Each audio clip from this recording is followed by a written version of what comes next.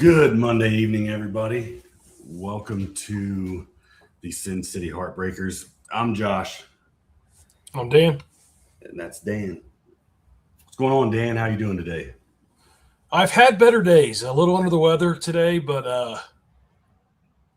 we've got our trusty Sprite and ice chips. So whatever bug I got, I think it's about gone. So we're ready to do some drafting today. What's going on with you? Not much.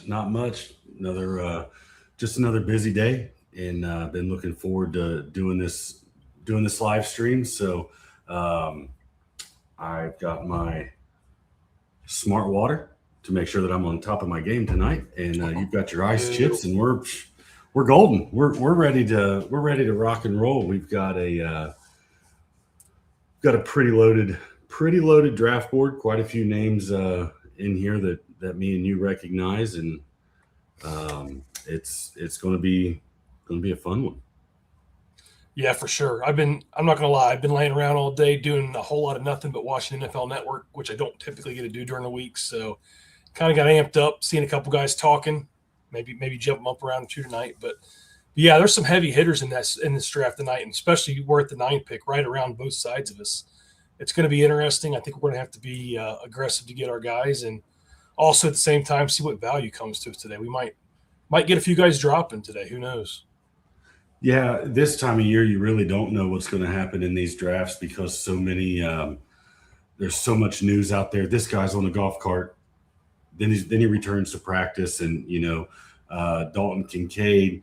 He went out of practice today on a golf cart. They said it was a knee. They said he returned to practice from the knee injury, and then come to find out he just got drilled right in the boys, and he's supposedly good to go. So I don't know, but it does change people's minds. We've got a lot of volume drafters in this draft, so sometimes we've got to make some business decisions to make sure we don't have 100% shares of a certain guy or 75% shares or whatever it may be. I know what you're referring to. There's the one player out there you're referring to.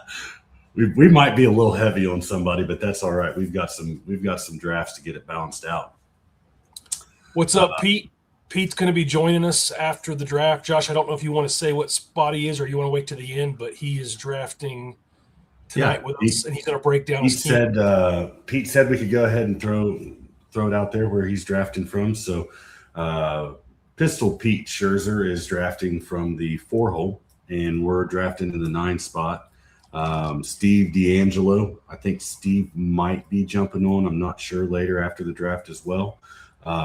He's in the 5 spot, and then from there, if anybody wants, if anybody's good with their names being thrown out there, go ahead and just put it in the chat what spot you're picking from, and then we'll know we can talk about you. But I know we're also getting into that time of year where there's guys that don't get to draft a lot, so they like to live anonymously and not have their ideas or their players shared with the world.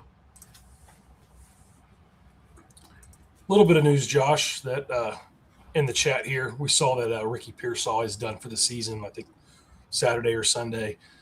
Is it just me, or every year, man, these Niners are just dropping like flies? I know a lot of them are just small injuries, but man. There's a stat that I saw yesterday that from 2008 through 2011 or 2007 through 2011, the 49ers were the healthiest team in the NFL. By injuries and missed games and all of that stuff, whatever metric they used. From 2014 through 2025, they are the most injured team in the NFL, or 2015, something like that, through 2025. This guy went through all the numbers and everything, and basically it's like a 1 in 43 million chance that would happen. I'm not a conspiracy theorist. I'm not saying that, the substation has anything to do with it, but I'm just saying they're the only ones with a substation. Right. Yeah, I was watching them practice today, and you could see it like on the side of the field, the back of the field. I know it's been debunked or whatever you call it, but man, something is in the water over there. Evans set out today, and I know Kirk was a little nicked up, small injuries, but we know Evans. The sad thing about Pearsall is that's a PCL, which And so I think I even said it to you yesterday. Why didn't he get this fixed in the offseason? This is ridiculous. Well, I guess a PCL is a very rare injury. The ACLs are somewhat easy to fix because they happen all the time. The surgeons aren't real confident in a PCL repair, so it could probably be career ending, and that's why they opted not to get it fixed. But so that's sad. He's got a lot of potential. Kind of got a screwed up first rookie season there by getting shot, and he's just one of those guys that you know he's got the ability. Is he just ever going to get the right health and the ability and everything put together? Maybe. I mean, it's not as devastating, or doesn't have the shock and awe of Tank Dell with his crazy injury that he had 2 years ago. But it could be just as serious. I mean, he literally could be done playing football. So hopefully Pearsall gets fully recovered and is able to be a good story coming back here next year. So we've got about 6.5 minutes till the draft starts. We want to hit on across the banner there, coming across the bottom of the screen. 9 days away, Dan, from the big tag team takedown. I think Dan's going to throw it up there. Yep. Yeah, there we go. A lot of hype building up around this. Yes, a lot of hype, a little bit of trash talk. I'm sure there's more trash talk than what me and Dan are even included in. But so we've got 24 teams. Each team has 2 owners. There's our 12 teams that are in it. We're going to have 6 live streams, still finalizing the channel for the 6th live stream. So you'll be able to watch it on Fantasy Savvy with me and Dan and the team that's on with us. Every channel is going to have 2 teams. So you're going to have 4 viewpoints and opinions from HighStakes drafters. Then you're going to get to see 2 of them that probably aren't usually teammates, making decisions and how they decide on players. And hopefully that creates a little bit of fun for everybody. But so you could go back, watch the same draft that has the same HighStakes drafters in it, and get every single person's point of view. So that's next Wednesday, not this Wednesday, next Wednesday at 9:00 Eastern time. We'll go live probably about 8:45 on our channel, Dan. I don't know, maybe we go live at 8:30. We haven't really talked about that. There's probably going to be some news and stuff like that. So, but excited, very excited to get this draft done and see who comes out the winner. It's going to be a slobber knocker, as old JR used to say. And we should get our KDS Friday night, 9:00. Not that there's a good person to draft by, but I'm just really curious to who's going to be on the bookends, who's going to be around us. I know some of these guys just roll with the KDS. It was a question I was going to ask Pete later, because I saw he got 4 and that was his 4th selection. So is he actually setting it, or is that he's just kind of letting the ducks fall where they may? But we're always moving ours around depending on our last couple drafts. We were the 12th KDS for tonight's. We were picked 12, so it didn't matter what we did. We were going to get the 9th pick. So, but yeah, it's going to be interesting to see the lineup, and we'll get that out there on Twitter maybe Friday night. Yeah, we'll throw the lineup out there. We'll start sharing what channels you can watch what teams on. It really should be a lot of fun. I don't know anybody that's in the draft that's not excited about it. I think we're all excited for the opportunity to just do something a little different and the bragging rights. That's what's going to be big. Greg Ambrosius was cool enough to come on with us last Monday night and talk about it and talk about the bragging rights of not just a league like this, but the inaugural one. So winning that first one, no one can ever take that away from you. I like what he said on your A game that night, Dan. I like what Greg said too about that team 2 up there with Billy and Will, has a little advantage. They've drafted together for a long time, and me and you have drafted for a few years together. I know Team 6 has drafted together, but over half these teams, awesome players, Hall of Famers, overall champs. But how are they going to draft together? How are they going to make decisions? How are they going to communicate on the pod is going to be kind of interesting. So it should be a lot of fun. Yeah, it will be a lot of fun, and I promise you it'll be worth. There are some absolute characters in this draft, and there are some absolutely amazing fantasy minds in this draft. And I'll be we're honest. more on the character side, Team but Team there's a 4 lot is of who I'm smart tuning guys. into. Team 4, if you can get a word in elsewise. Team 4 might break the internet. They might just break the internet with whoever they're teamed up with. That is going to be just unadulterated good time. But 2 really good players too, high volume players. So we're getting ready to go here in about 2 minutes. We got our friend Duke Viveros. So Duke said, feel free to name drop. I would love to name drop Duke Viveros every time we get the chance, buddy. So Duke is in the 10 hole. So he's picking right behind us. So we know that we've got to be pretty sharp tonight, or Duke's going to take 2 of our picks before it gets back to us in the second round. So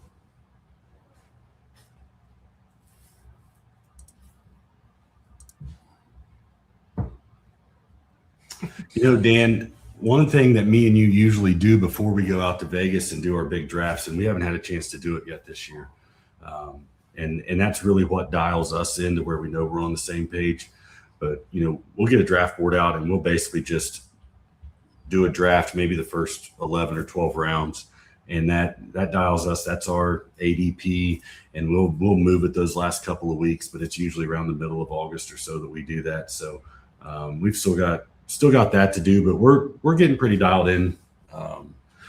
Just from doing the pods and the few drafts that we have done.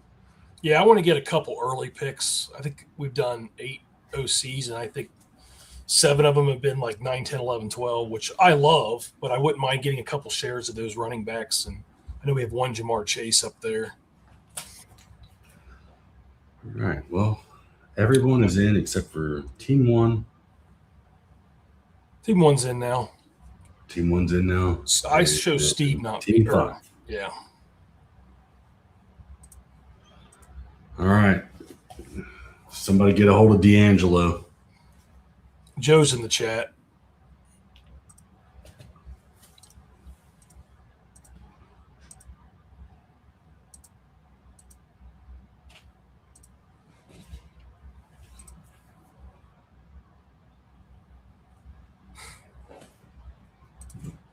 We got it, Joe.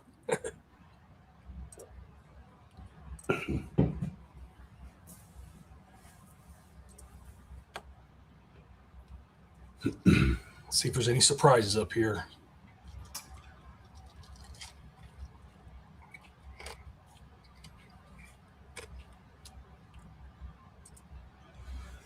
Those first 2 guys, how quick do you think they're going to get paid?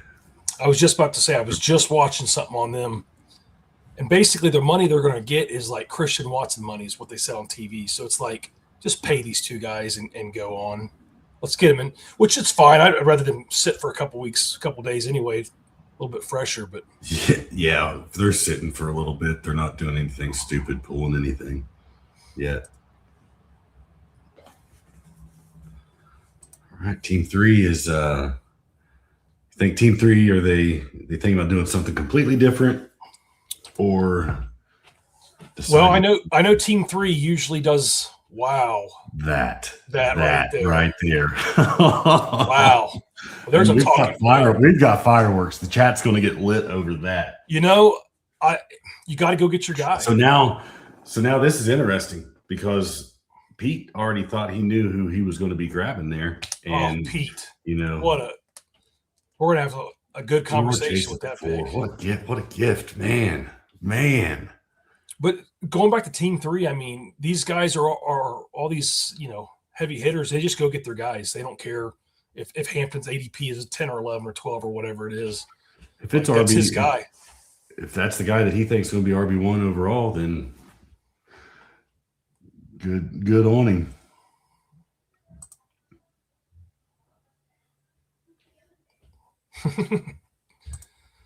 All right. Josh, I think, we figured he would go 1 and 2 in the queue there. We've got a couple shares of 1. We don't have any of 2. Yeah. I like 1 better. Yeah, I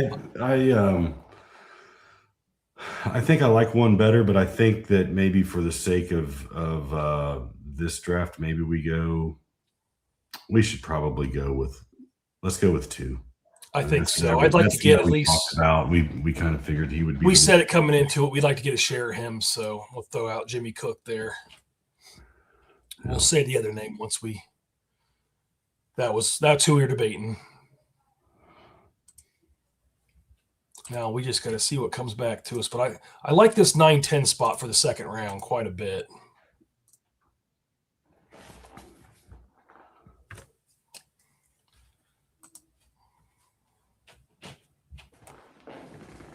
Just amazing how one guy can kind of shake the first round. And I heard rumor of somebody taking Jonathan Taylor much higher in this first round, but when Hampton gets pushed up, then other guys get shoved down, and then all of a sudden you're getting a nice shiny deal at a draft spot that you didn't think you were going to get him. Yeah, Jason at 8. That's some nice value there. Well, Josh, our queue's loaded up. We're going to get one of those three guys.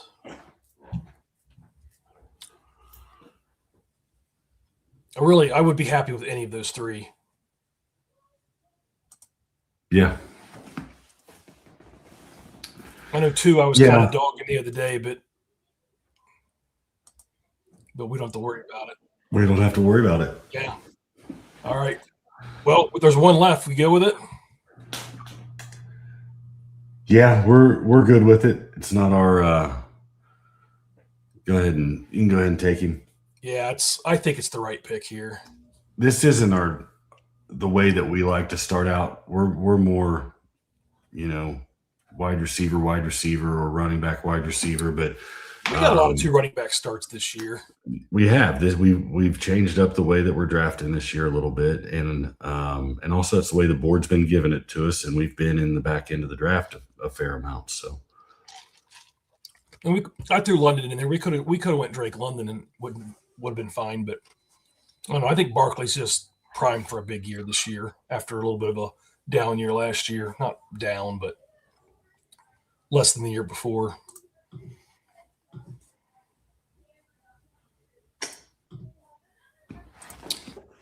I'm surprised the guy that you threw up in the queue hasn't went yet. Yeah, there's zero chance. That guy makes it back to us. Zero. I hope somebody takes him before that. I wanted to get wild, and I actually text Dan. We should just go ahead and take this guy with our first pick. We'll talk about it after he goes off the board. There goes our first tight end.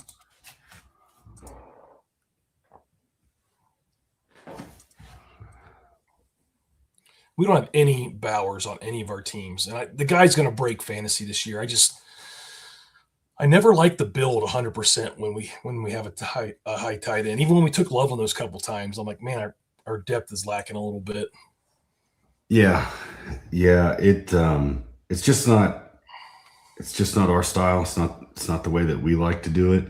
I have seen some teams this year, thanks to the live streams, that have been able to put together.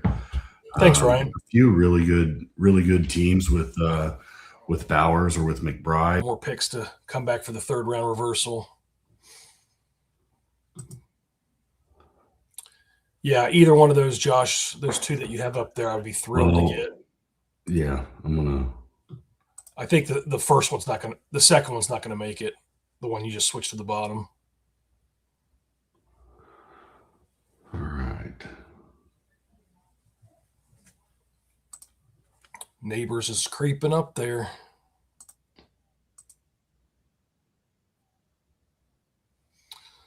Well, I think the only problem with this guy is I know what you're going to say about our second pick, but it doesn't bother me one bit. I don't like it. I'm fine with the guy just threw up there too, or either of those other ones if you want to substitute. They're all pretty close. Yeah, man. I don't know. There's another guy we could take but we have a fair amount of him already. Yeah, the fourth guy. Yeah. I'll take another one. I'll take him every draft. I don't care. I think maybe it's the fourth guy. All right. I'm good with that. I think maybe we take the fourth guy. Weren't you talking earlier about having too many shares of the guy? Yeah, I was. Hopefully Joey's watching.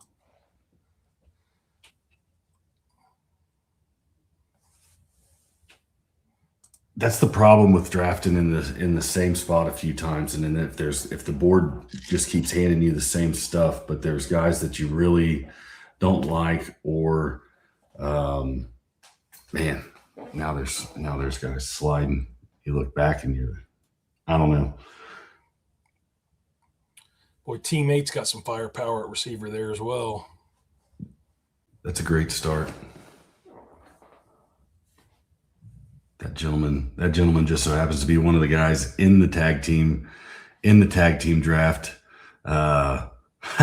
We just got a text message. He's not in the chat. Joey Brown says we just won the draft. He loves Ladd McConkey. Loves him. I'm surprised the guy we were debating with still there. I mean, we had Nico and Olave in the queue as well. Yeah. But usually he's really fallen this draft.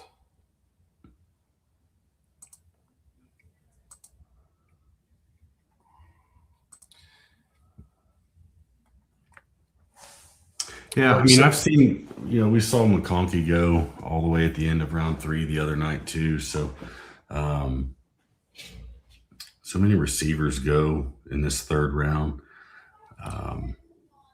So that's our friend Steve there, Fantasy Savvy, with Puka, Achane, and Breece Hall. So hopefully we get to talk to him later, maybe later this week about this draft. And then Pete 4. So we're going to talk to him after the draft. High 80s, I think, now. Thank you. That might be looking here. Take that all day, every day. If Burrow's going to do as good as I think he's going to do this year, then that's going to be great value. Burrow thinks he's going to do almost as good as you think he's going to do this year too. I said he'd break the record. He said 48. He's got to set his sights a little higher. He needs to set it for 56. Yeah, I mean, he's got the firepower. Boy, he's really talking up Chase Brown a lot this last few days too. If you haven't seen that, but that's Burrow's MO. It's Chase Brown's contract year. He's going to talk him up. He's going to make sure he gets the rock. He's going to make sure he gets an extra touchdown here and there. Burrow takes care of his guys.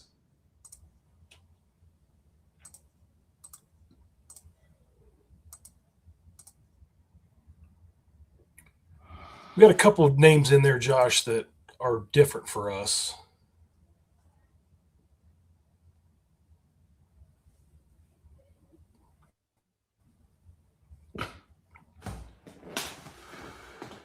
And here,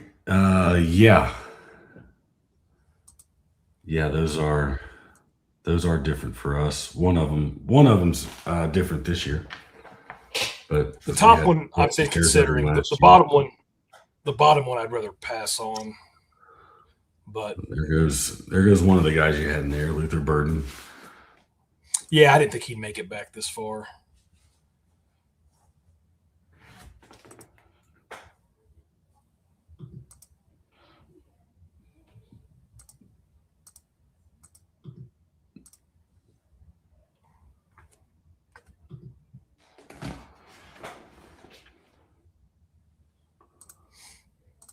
Scared Terry. Man, did you see Terry McLaurin today? I saw just a second of his interview. Dude's looking jacked. Yeah, Jaden looked like he's added a few pounds of muscle too. I mean, the guy was pretty small, so anything he can do to protect himself from injuries, because, man, he took 2 or 3 of them last year. Man, we were so high on those guys last year. We had Daniels McLaurin everywhere, and we don't really have him at all this year. And not by me not liking him. We just haven't had the chance to draft him.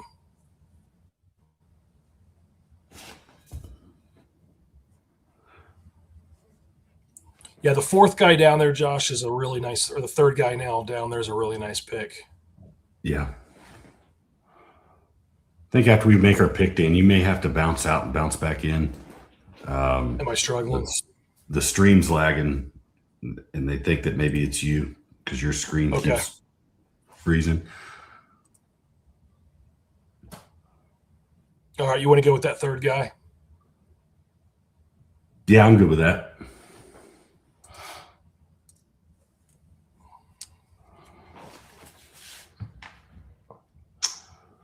That might be. I like 2 and 4 the best on that list, and I'll jump out after we make our next pick. I've had this up all day, so maybe that's why. Yeah. Yeah, would you say you like 2 and 4? Yeah. I really like I'm 2. good with number 3.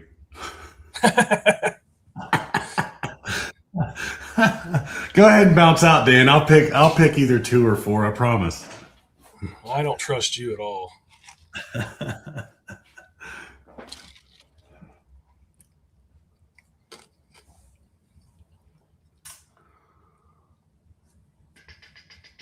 See here.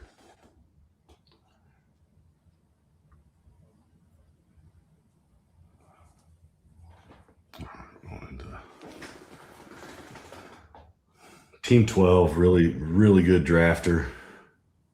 See, Steve G. Just look at this. The Cin-City Heartbreakers is global. We're global. We've got viewers from around the world watching.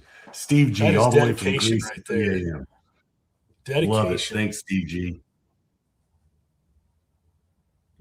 I'd say his last name. I can't pronounce it. Really curious where 12 goes here. And that was one of our guys in the queue.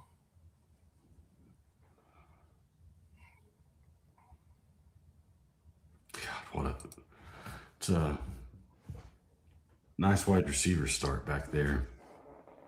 All right, Josh, I like the 2 guys we have left. I like both of them. I'll let you pick this one, man. I could go either way. I know we got 2 shares of the second guy, but it was our first 2 drafts. We haven't got any lately. Yeah, this is a different lineup. But man, I hate to take number 1, but it's so early that you really don't know if it's a. I'm not worried about that at all. Let's go with number 1, because if somehow this guy can stay healthy, he could be one of the only healthy guys on the team. But we know he's going to pull a hammy. Josh, I'm free. Can you hit draft? I'm going to restart. Unless it already went through. It's up there. Okay. I'll be back 2 minutes.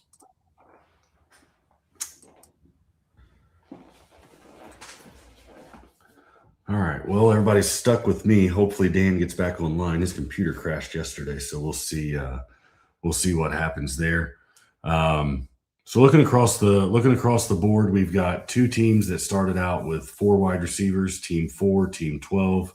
We've got 2 teams that started out with 3 running backs, team 3, who shook the board up a little bit by taking a Marion Hampton with the number 3 pick overall, pushing Chase and Nakua down. I thought that might cause an even bigger chain reaction. I thought that maybe we would get another running back pushed up that normally goes at the back end of the draft, but he didn't. So then we have team 8 went with a 3 wide receiver start, and then Javonte Williams, Quinshawn Judkins. So Javonte Williams, good solid running back there. All right. Dan's back in. I'm back. Just so you know, Josh, they ran the fiber in my community a couple months ago. I signed up for Friday. We're getting rid of this Verizon. We're going all to fiber. Hopefully that fixes this glitch stuff. Yeah, it's time to get rid of the dial-up. Man, I've still got the AOL going in the background.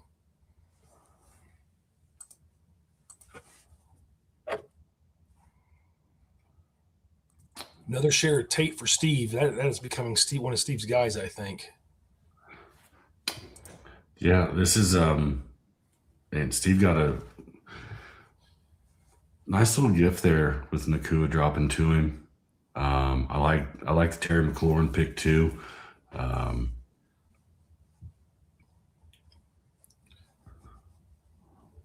like that Odunze pick there. We were talking about him with Evans there. And then, man, Pete's killing those first 4 picks, and then we love Henderson.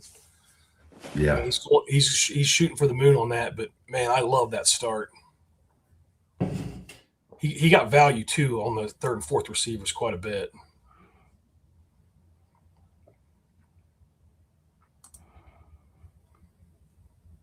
all right. And these guys are picking quick. I like it. Catching up.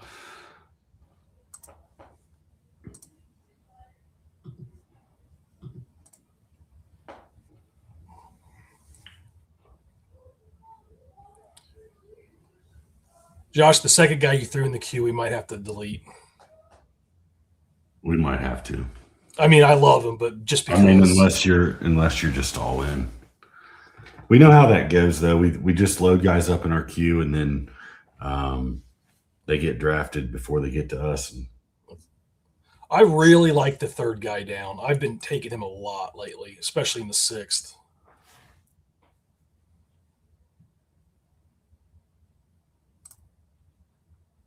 Yeah, I don't hate that. But 1 and 4 is good for what we need. Yeah. Honestly, probably 4 would be. Yeah. That's probably the one that I would say we go with. Let's see who falls to us. We're 5 picks away.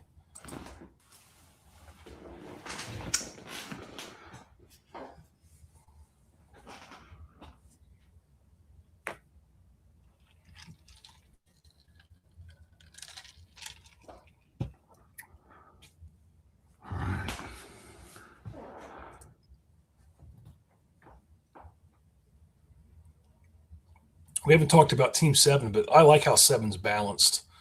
2 solid running backs, 2 solid receivers, Josh Allen. Let's see what they do here.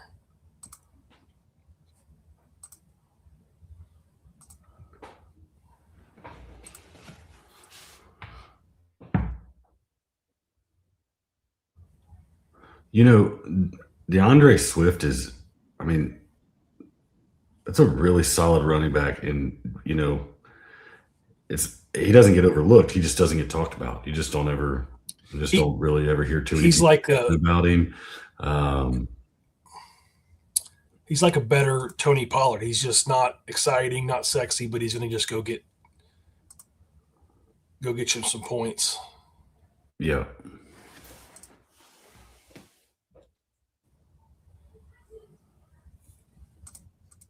All right, we're 1 away.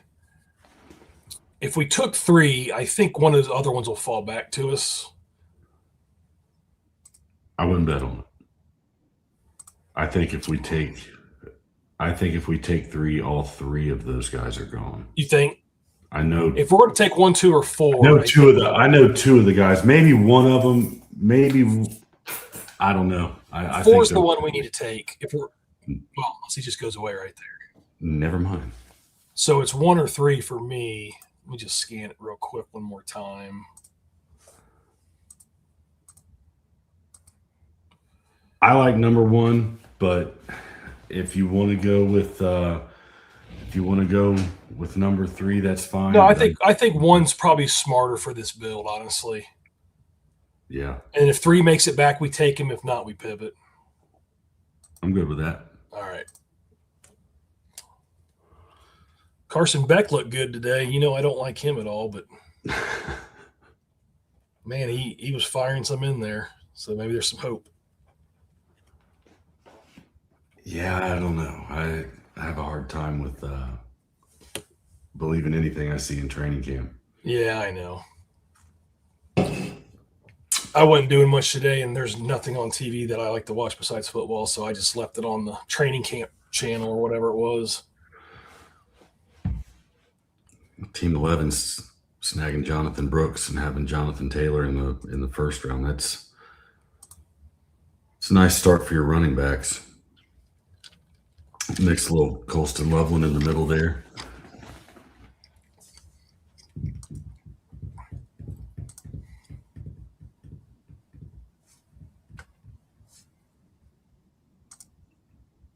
All right, let's see what 12 does here.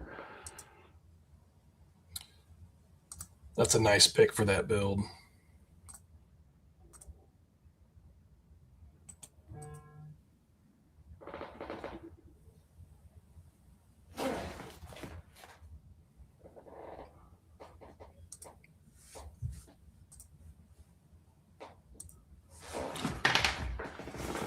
Josh, number 6 there is just an idea for us. And you know why I threw him up there. I know exactly why you threw him up there. And if you pick him, we can talk about it later. But yeah. Oh, wow. All right. I like that top guy, especially in round 7 now.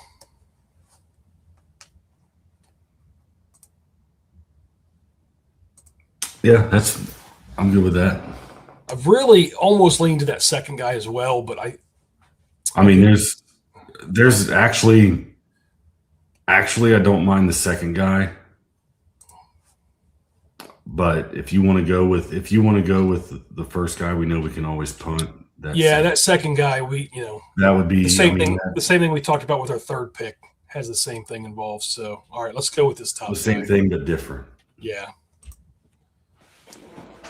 I really like. I mean, I'm not buying this stuff. This talk about Price. I think he's just going to be a workhorse, especially starting the season. Because I'm not buying these Emmanuel Wilsons and Halanis. George Halani does have the best picture on the player cards, though, on the draft board when it pops up. That's always a good one. All right, so Duke took Quentin, which I fully expected that he would probably take him with us passing on him. Boy, Ginty, Chase Brown, and Scattaboo. He's got a really solid team. I mean, I like that. Just been grabbing. Looks like best player available. Duke's a pro, though. He drafts. He does a ton of these, and he always drafts solid.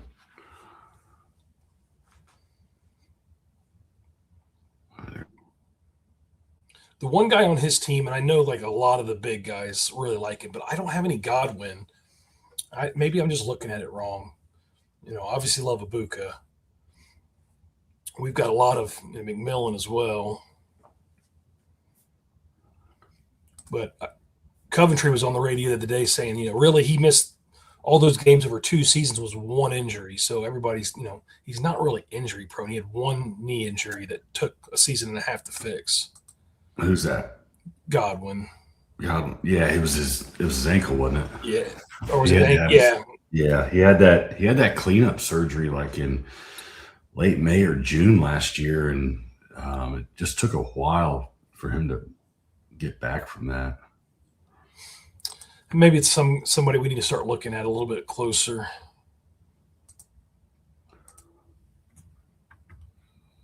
Team 6, I like the Pittman pick there. Yeah, Pittman's solid.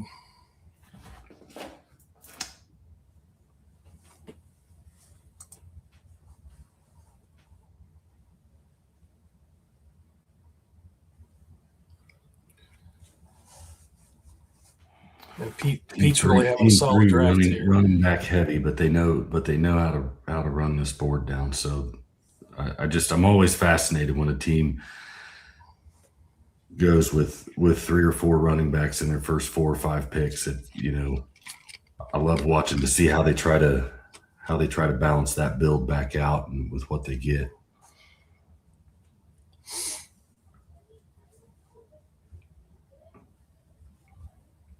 All right. Nice pick there. I like Jaden Higgins. Oh boy, we're just feeding it to number 2 there. Just stacking his team. Yep.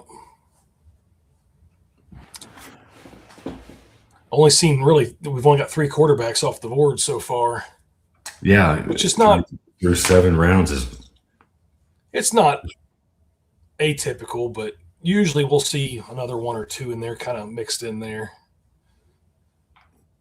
Yeah, I don't know. They have been pushing down. The last week they've pushed down even farther. So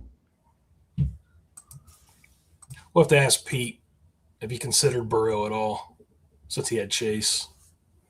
It would have been round 6.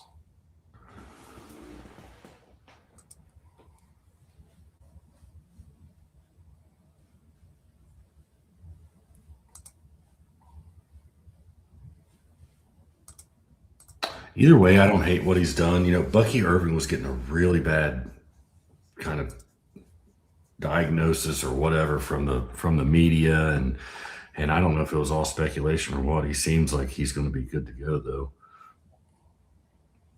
They act now like he was right on target the whole time. So I like when Joe agrees with me.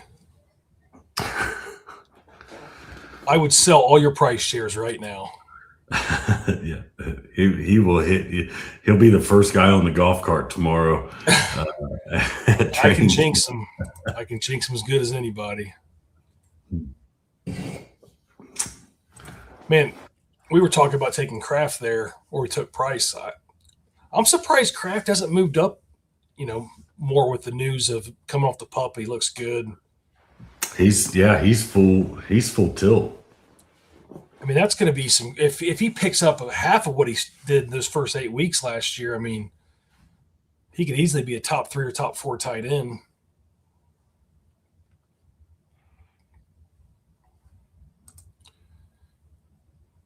All right.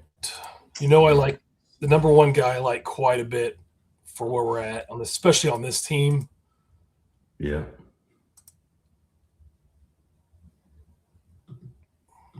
Maybe we come back and grab that 3rd guy.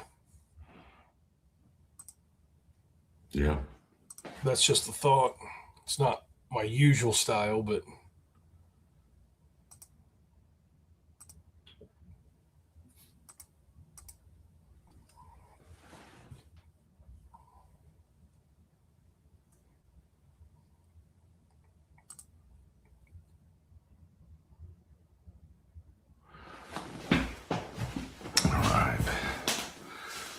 I think Joey Brown may be joining us when the draft is over to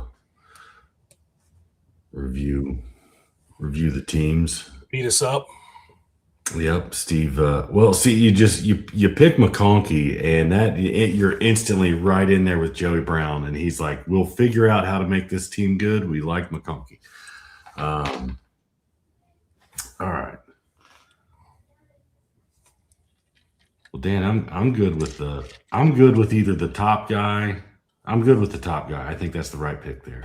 I do too, unless you wanted to do the 2 and the 4, but we are up. Lamar Jackson. Yeah, I think let's roll with the top one there. He's only hurt me 5 years in a row. Let's make it 6.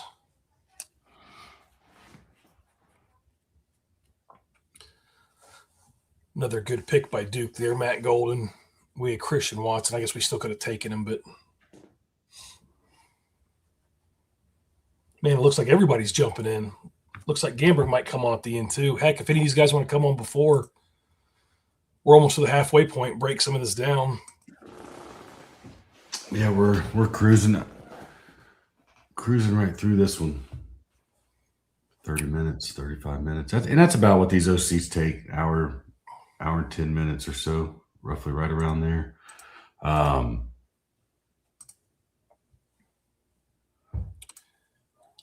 So if 2 makes it back, I think that's a really solid pick. If not, I like 4 because he's kind of the last of that tier that was floating out there, in my opinion.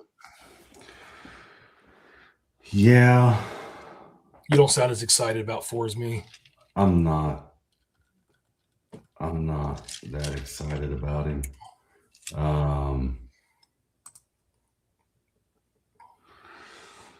We better find a guy that we don't hate here, just in case something goes sideways. Yeah. Both those guys are solid. Yeah. I don't want to say anything about number 4.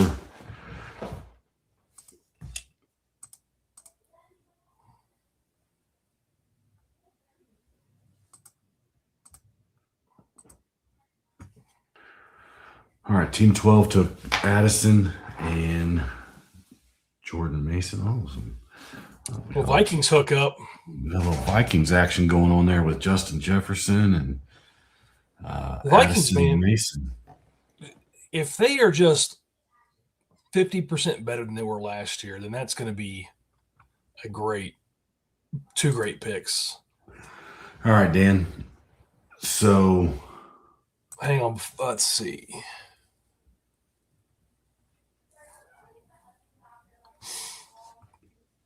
The guy that I threw up in the queue, the last spot, might be our guy, if you know what I'm talking about in code there. Yeah. So or we can take the second guy.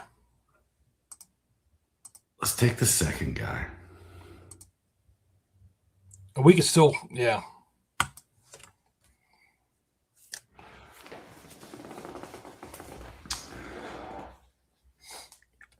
So that's our first share of Trevor Lawrence this year. We've really want to get him. We just haven't. Yeah, a lot of times, we like to get a hookup with the quarterback. I know you don't have to. It's just kind of our MO. But me and Dan, we don't exactly agree on who the wide receiver is going to be in Jacksonville, but we know that there's going to be a couple guys that are going to be really good there. So Trevor Lawrence naked, as far as we're concerned, is probably the way to go. So I'm happy getting him in the 9th round with this team is fine with me. Yeah, what Liam Cohen's did. I mean, I never thought a year ago that I would ever like Trevor Lawrence again, but man, that offense is just grab a part of it and hold on. The man crush that started developing last year, second half of the season. Yeah. Yeah, we were eating him up in DFS. Yeah. I still think 4 is in play for us.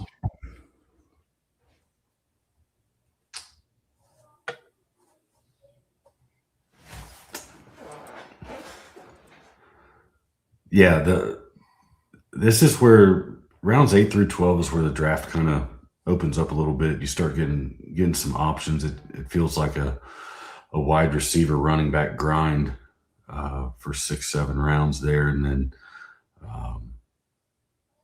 this is where you can go 3 or 4 different ways and feel pretty decent about it.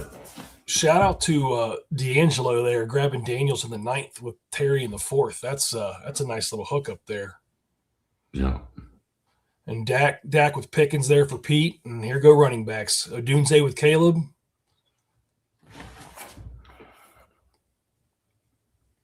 Boy, Marshawn Lloyd, he's a guy that's catching some steam. Him and Jonathan Brooks are essentially the same. Like both of them have like less than 5-10 touches in the NFL, and if he's a guy that's healthy, it'd be interesting to see. Even with Jacobs playing, I just wonder how much they're gonna start getting Lloyd involved. I mean, I'm not going to doubt the guy that drafted Lloyd because he is a hell of a lot better than either one of us. But man, I want to see Lloyd do something at some point. Is he real?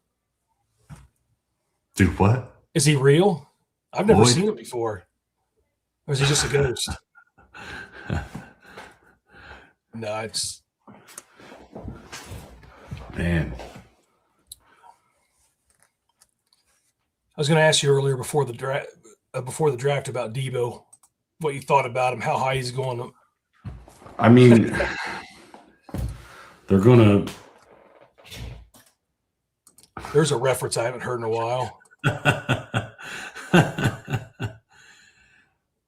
We know what Debo does in that offense, and there's not going to be a lot of competition for him. Yeah. So apparently he's running running back routes, receiver routes. He may need to run a route to the gym for a couple days, but I hear that was AI. Was it? Yeah. Speaking of AI, man, I've really got a lot of compliments on your AI photo of me and you. Oh, good golly. If we could hit the gym and be in that kind of shape, we'd be doing all right. That's as close as I can make it. And do not judge, but I guarantee you that Josh Bowling still has a Jeff Blake jersey. Am I wrong, Josh? Whoa. Who's talking about Jeff Blake? Oh, Jay out there. No, hey, we avoided any Bengals in this draft. Only because Duke took Chase Brown ahead of us. Yeah, we would have taken Chase Brown there. 100%. Yeah, we did pass on T. Higgins for McConkey. I feel like McConkey, if he can be healthy, he can outperform T. But T. Higgins in his touchdowns, I mean, at any point he can have a 3-touchdown game. You know, he can blow up and be solid. So, or I should say blow up on top of being solid. But with T, we deal with the same 4 to 6 game stretch every year that, you know, where he's got a hammy or whatever. So, yeah, T's good for missing 3 or 4 games, I feel like, but man, he just makes some of the most spectacular catches. But Lad's no Iron Man either. But hopefully McDaniels can really figure out how to use him. All right, so Kyle Monungai, that was somebody that me and you talked about last round. I don't know. Maybe he's fine. He hasn't practiced in I think 4 days now, and because of soft tissue injury, and the fact that he hasn't practiced in that many days, and they're not really saying anything. I think something leaked out this afternoon that it was even soft tissue. So they've been keeping it hush hush. Yeah. And I just know that if we drafted Monungai week 1 fab, we're going out and getting Roshan, and we start chasing down that rabbit hole. Oh, there's a blast from the past. I don't think I want to do it. I don't want nothing to do with Roshan ever again. All right, we're up in 5 seconds. The second guy, either there's 2 or 3 I like from that position, or the 4th guy I like for some depth at that position. And then maybe we come back with the 1st.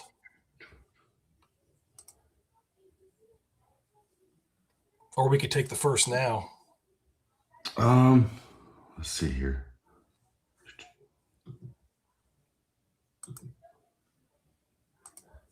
Yeah, either way. Either way is fine with me. I think maybe take the 1st one now. Okay. I'm torn. Because I like 2 and 3, I like both of them, and I don't think either one of them's going to make it back. But yeah, let's take the 1st guy and just be safe. We'll double tap that. One of them's gone. We called that. Yeah.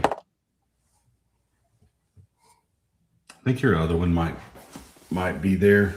I'd be happy with number 2. Me too.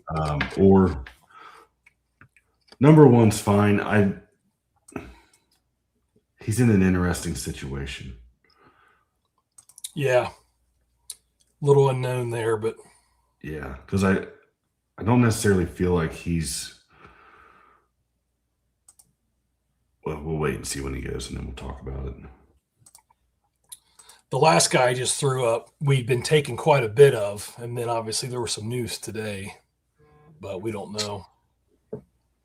There was some news. I am unaware of that. Yeah, I that's missed what that happens one.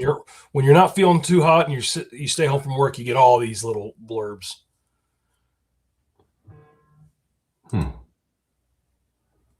I feel like if I would have been aware of that news, I would have sent you a text message. Well, fail. All right.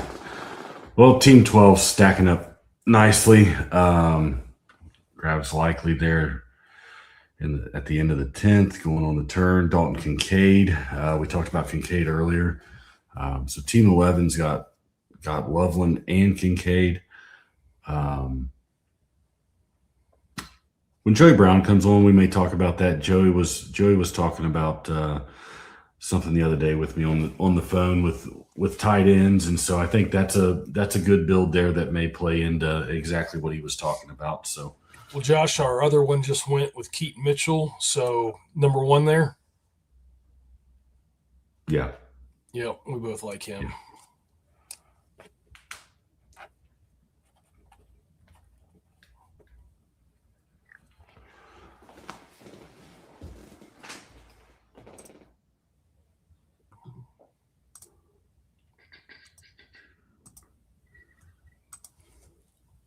Halfway through 10 picks. We got 9 left now. I should say we have 11 picks. That guy I just threw up there, Dan. I think that maybe we grab him late. Over the second one? No, but we just grab him late. I got you. I feel what you're laying down there. Let's see here.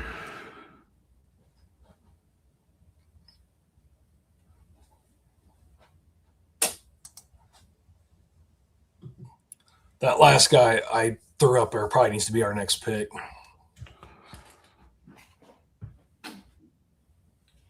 Completely fine with that. We probably should have taken him with the last one.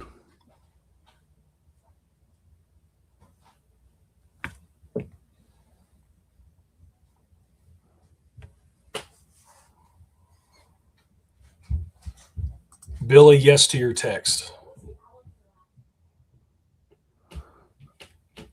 Gamberg, send me your email address, buddy. Shoot me your email. Or look at my Twitter. The link should be on there. Oh, no, he wants to join. Never mind. Yeah.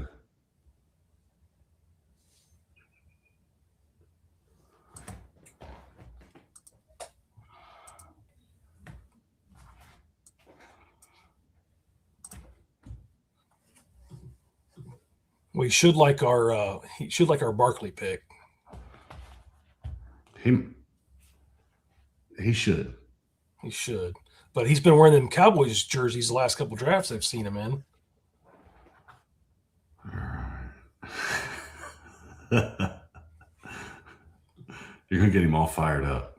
Oh, nice pick with Flournoy there. So you got Dak, Pickens, and Flournoy. If you got Pickens, I think Flournoy is such a great pick. If he goes off the rails, Flournoy steps right in. And he still has some standalone value as well.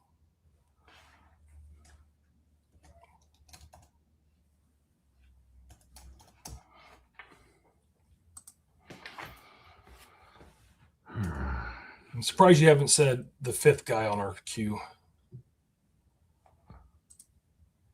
Because it's close. You're just doing that to pick on me. I think I'd like to have number 1 or number 3 before really. Yeah. Probably in that order, or definitely in that order, I think. Yeah. Man, who would have thought Travis Kelce be a 12th rounder?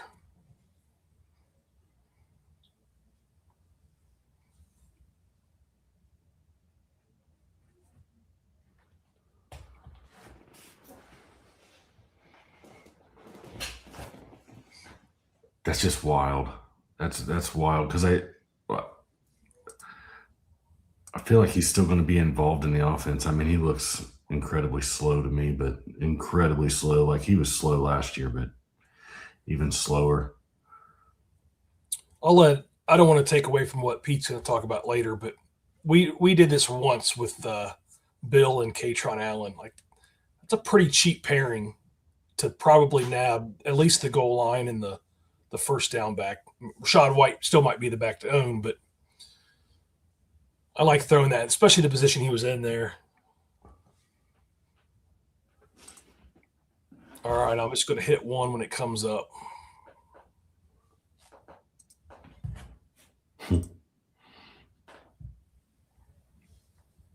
Camberg. Sorry, not all of us draft 57 OCs in the last month. I want to, but Josh won't let me. What'd he say? He said that Cowboys draft was 20 drafts ago. It's about five ago for us. It was not. It was not. I saw him. I think I saw him a couple days ago with a nice Cowboys start to his draft. We went Bigsby there. We don't typically back up our number one, but I feel like Barkley, that's just a 1-for-1 there. I think that's a good pick. I think if you get Barkley, I think it's extremely smart to get Bigsby this year because if something was to happen to Barkley, Bigsby's in to score a lot of points. Guy. So I like 2. I'm not joking. I don't hate 4. And then I like 1 as well for some depth.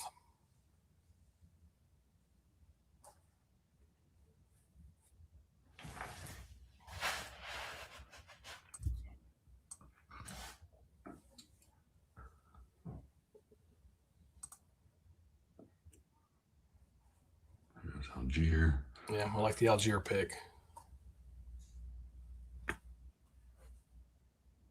It's almost a given. Have you seen a draft this year that's made it past round 12 without a defense going? Defense or kicker. There goes the kicker. There goes the kicker. All right.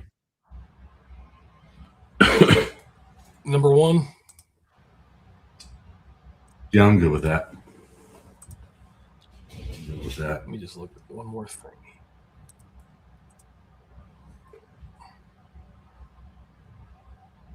All right, number 1 it is. Did you mean to throw the other guy that's up there? Yes, I did. Don't yell at me. Because if you're trying to get Mike Sanda fired up, that is one way to do it.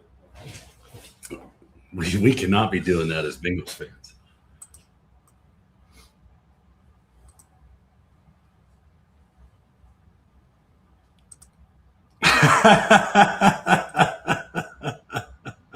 So these guys are partners. That's why we said that Gamberg and Steve G might break the internet. Steve G's talking trash. He said all of Gamberg's drafts look like his from the night prior. That's great. That's great. I'm not even gonna watch my own podcast. I'm muting us. I'm watching Steve and Gamberg just go nuts.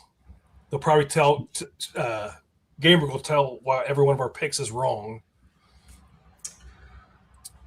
Unless we take his Cowboys. So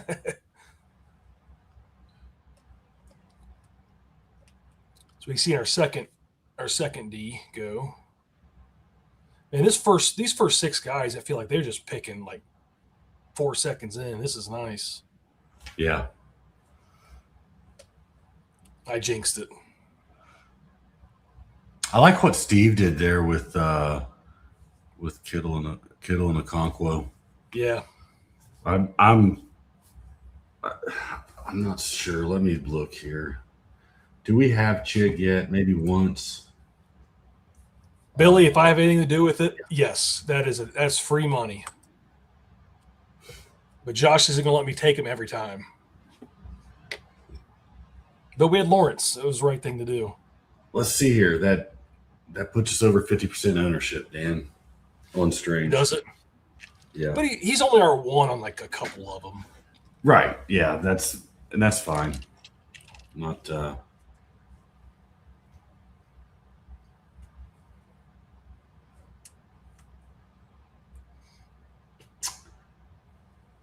So we've heard Nelson, we've heard Billy, a couple other people talk about once you hit round 11 or 12, it's really just go get your guy from that point on, and you throw ADP out the window to sorts. So don't bank on somebody falling to you in these rounds if there's somebody that you're really wanting to go grab. There is a player that I'm watching though to see where he might fall to.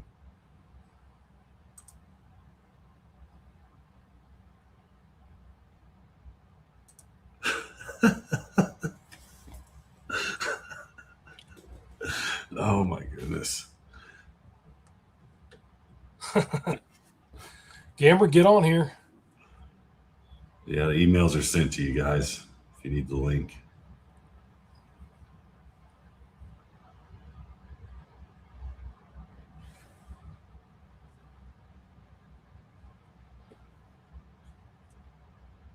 Man Dart, that's nice.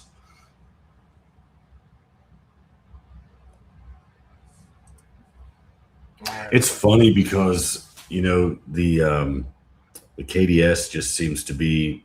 I've heard 2 or 3 people talk about how they're just kind of stuck in the same spots. But I know if we switch it up, we'll end up getting our first or second choice and be thrown in at pick 10 or something like that. Which we've already been back here enough this year. Billy said it, and it happened to us. I think 3 of our last 4 drafts, we've been chosen last at the KDS. So we just kind of got what we got. Yeah. I mean, I don't hate 9, but it's not. I think it was our 7th choice.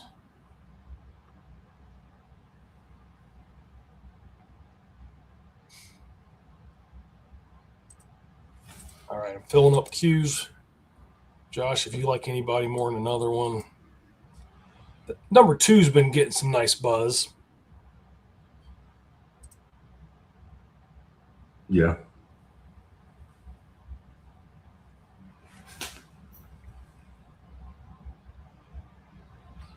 Take number 3 for Maddie Modica. Yeah. For me, I like that guy. Paul and Maddie kill it. They kill it on the live stream drafts, and Paul's in Europe, but we don't see him in the chat. Steve G's in Greece, and what's up with that? And he's in the chat. I don't know. I think Paul's went to the Swiss Alps or somewhere. I don't know, but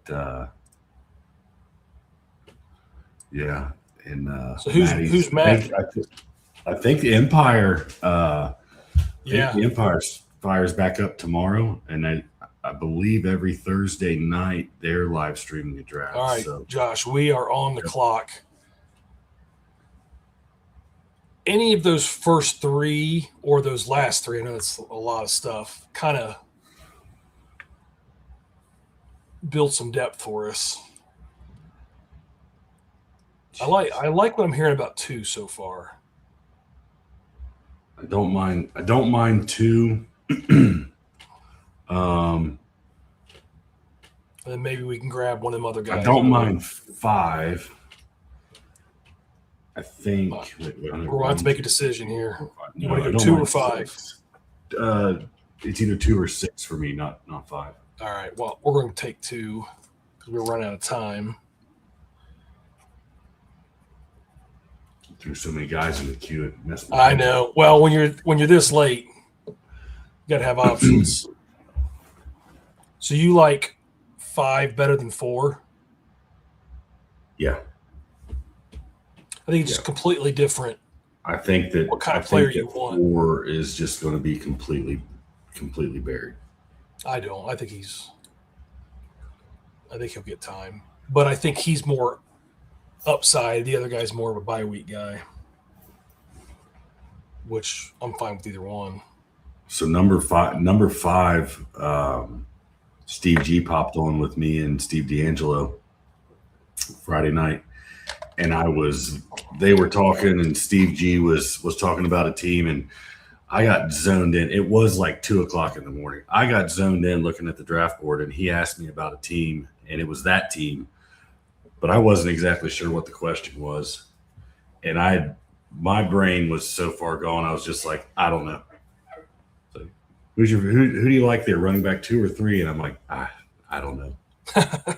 He got a good laugh out of me on that one.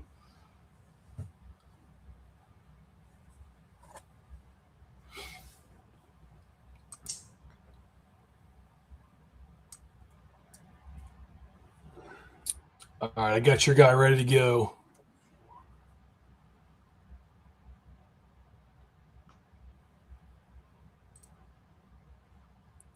How many spots we got left? We got 6 spots, and we need a kicker and a D still.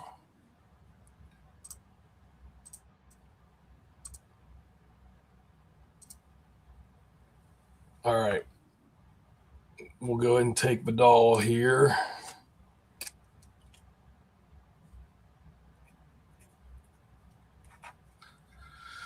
What do you think about that 7th one if it came back to us? I like it.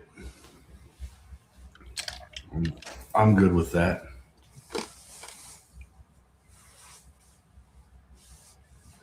So real quick before these other guys get on, because once they get on, I'll take a little bit of a back seat and let them talk. So team 3, they're the ones that pushed Hampton up. They got Hampton, Henry, Montgomery, and Basil Tootin. Those 4 running backs in their first 6 picks. Landed 4 wide receivers in there, and then followed up with Coker and Trey Harris. I like Jalen Coker. I like Coker's value and where he's going at. When he's healthy and he's in the lineup with Tet, their numbers are basically the same. So I think that Coker's a great value there. You got to throw out weeks 7 through 10, or last year he was still in ramp up mode coming off of the IR. But after week 10, him and Tet had basically the same numbers. I think Tet had 1 more touchdown than him, maybe 2. I like what he did with, he got a nice bear stack, and then he's got a double stack with Mahomes there. Yeah. So really kind of a nice little shootout team. Dan, quick question in the chat here. Saquon or Hampton more this season? I like them both. I like Hampton a little bit more. Obviously, we weren't going to get him in this draft, but we would have, if he came to us, he was definitely getting considered. I like Hampton and Chase Brown just a little bit above Saquon. And I like Cook and Genty maybe just a little bit above those 2 guys. I think you just take who you like, in those last 6 or 8 spots there where it's all green a lot of times. And Josh and I, we took Cook to they changed George Villani's picture. What the heck? Oh. It's now, instead of it being his face, it's like a full torso shot of him. Man, poor guy. Why did they do that? That's had to happen just in the last couple of days. He's getting beat up on the pod, but no, I think we're diversifying a little bit, but I like Hampton quite a bit. I've said it on 2 or 3 podcasts. Like, I want Chargers, I want Bengals, I want Jaguars. Those are the teams and Cowboys I really want to stack. So if it's Hampton, if it's McConkey, if it's Quentin, if it's Herbert, or if it's combination, I will take any Chargers right now. Yeah, I think Barkley has a little bit of a bounce back season this year if the Eagles know what's good for him. But I like Hampton's upside. That's going to be a very potent offense. So be fun to see what McDaniels does there.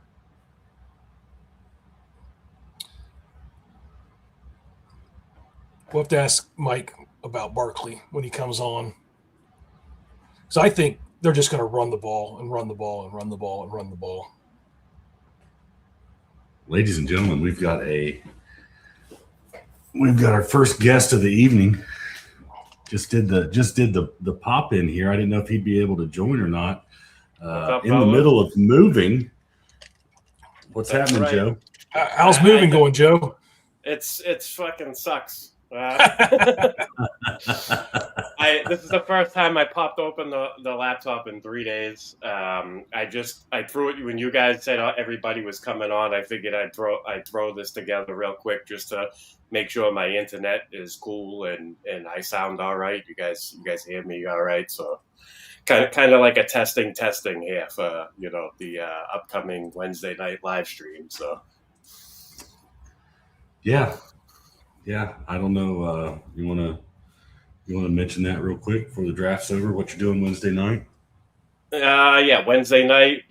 Me and Steve will be on Player Profiler now at 10 p.m. live streaming one of these bad boys.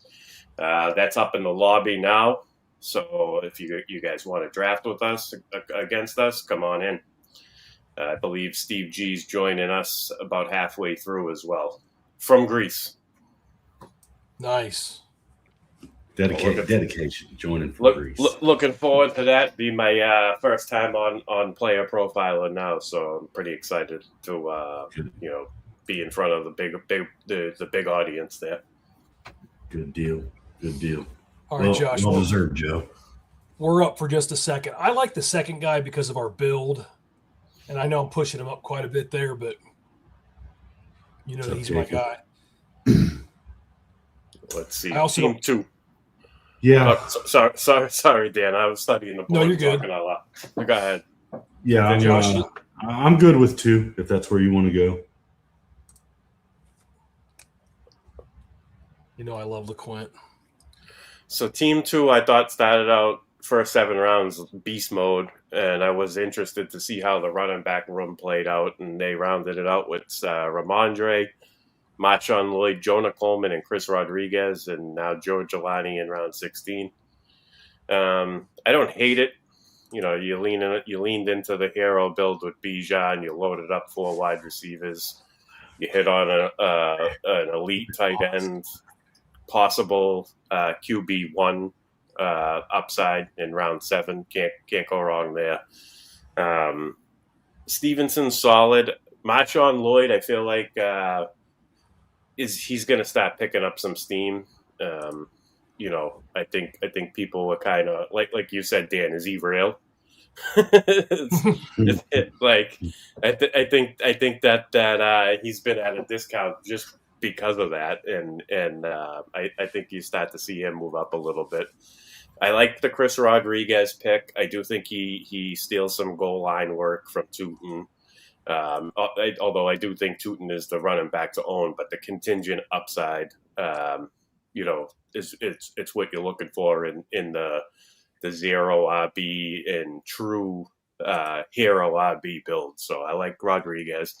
I'm not sure how I feel about Jonah Coleman. I happen to like RJ Harvey with a pass catching role, and I also think he's got a nose for the end zone. So I like him best out of the 3. I'm kind of avoiding the backfield, though. I think it could be a 3-headed nuisance, I guess. Dobbins could have a lot of, 22 carries or 19 carries for like 81 yards and nothing else. It's a touchdown dependent backfield, I think. So, Dobbins fits the RB2 mold pretty good at the value he's going, but as far as the Denver running backs go, I think the pass catching running back.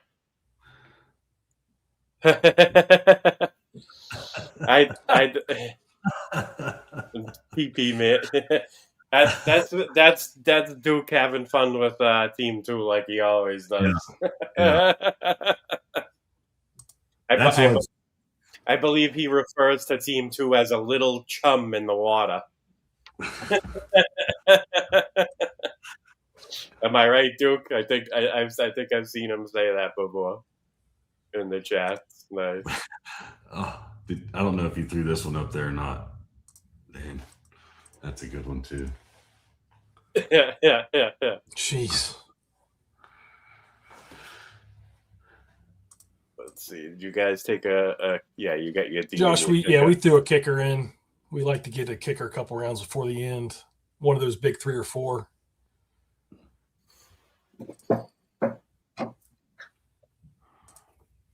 Josh, that first and third position, we need to throw a couple more up there. If anybody you like.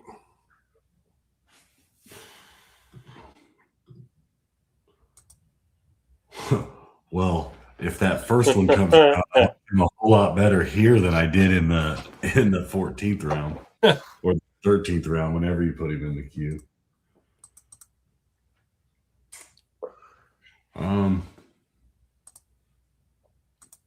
Oh, damn, look at you guys. I just took a peek at the viewers.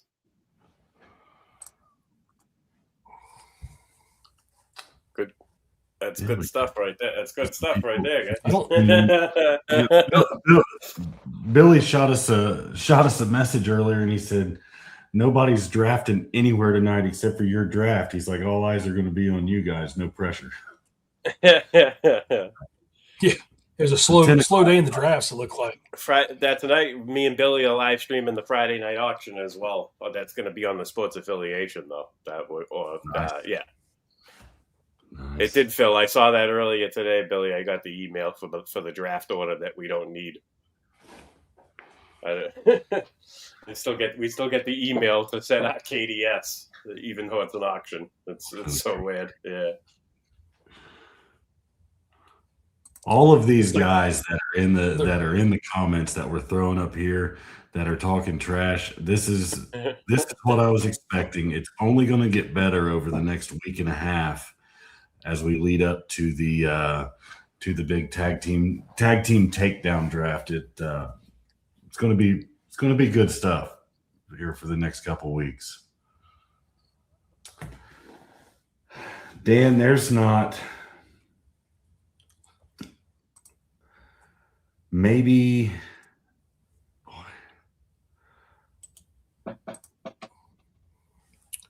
I mean, I guess you can go with one. I like 5. Yeah. Or oh, sweet. All right. We didn't have 4 to now.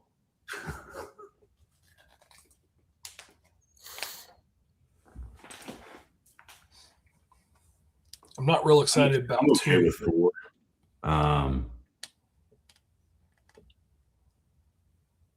Yeah, I'm all right with that.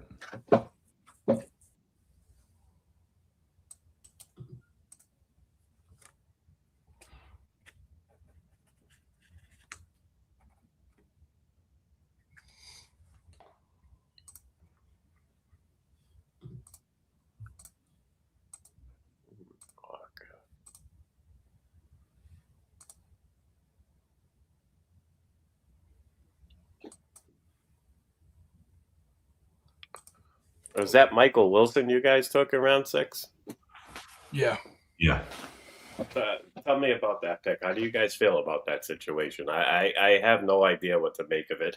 The only thing I like is the fact that Jacoby Brissett is restructured his contract. He got what he was looking for, and he's probably going to be the quarterback for a good chunk of the season. Are you worried about a quarterback change at any point? I mean, I'm not, to be honest with you. I think Arizona is going to be a more competitive team than most people think. I don't think that they're going to win anything or make the playoffs or anything like that. I just don't think that the season's going to get lost on them to the point where they're like 2-9 and they bring in Carson Beck to see what he has. So I just wanted to get your guys' thoughts on that. Yeah, I mean, I think there's the chance that you have Michael Wilson and you have Jacoby Brissett together in week, what is their bye, week 14? It's late. If they're not in some kind of contention and they haven't put Carson Beck in by that point, then there's a good chance that maybe that's when they make the changes for those last 4 weeks of the season, just to kind of turn him loose. I don't really know. What do you think, Dan? I mean, I was a little bit more thinking earlier on that maybe it would be like week 10, but now I'm kind of leaning that we're going to get to see Brissett at least up to their up through their bye week. Yeah, you give a guy like what they give him $15 million. I'm not the biggest Beck fan. In fact, I really don't like him, to be honest with you, but they're going to give him a shot. So I love Wilson with Brissett for as long as we have him, and then we just have to wait and see. And it's not that it. So here in the chat, yeah, they do have a, have things a little bit rough. That's kind of what we want. We want that jump time. Jacoby Brissett, Michael Wilson, the middle of the third quarter to the end of the game. I mean, that's where Brissett and these guys made their money last year, and honestly made a lot of people a lot of money in DFS. Was just once they got down, they just Brissett won me my first auction, picking him up off the free agent list after who the hell did I start with? Kyler Murray, yeah. So I had McBride and it saved, and then I had Michael Wilson as well. It kind of saved the entire lineup. Like if I didn't pick up Jacoby Brissett, I probably don't win that league. Brian says I'm also the guy with the Cardinals stack. All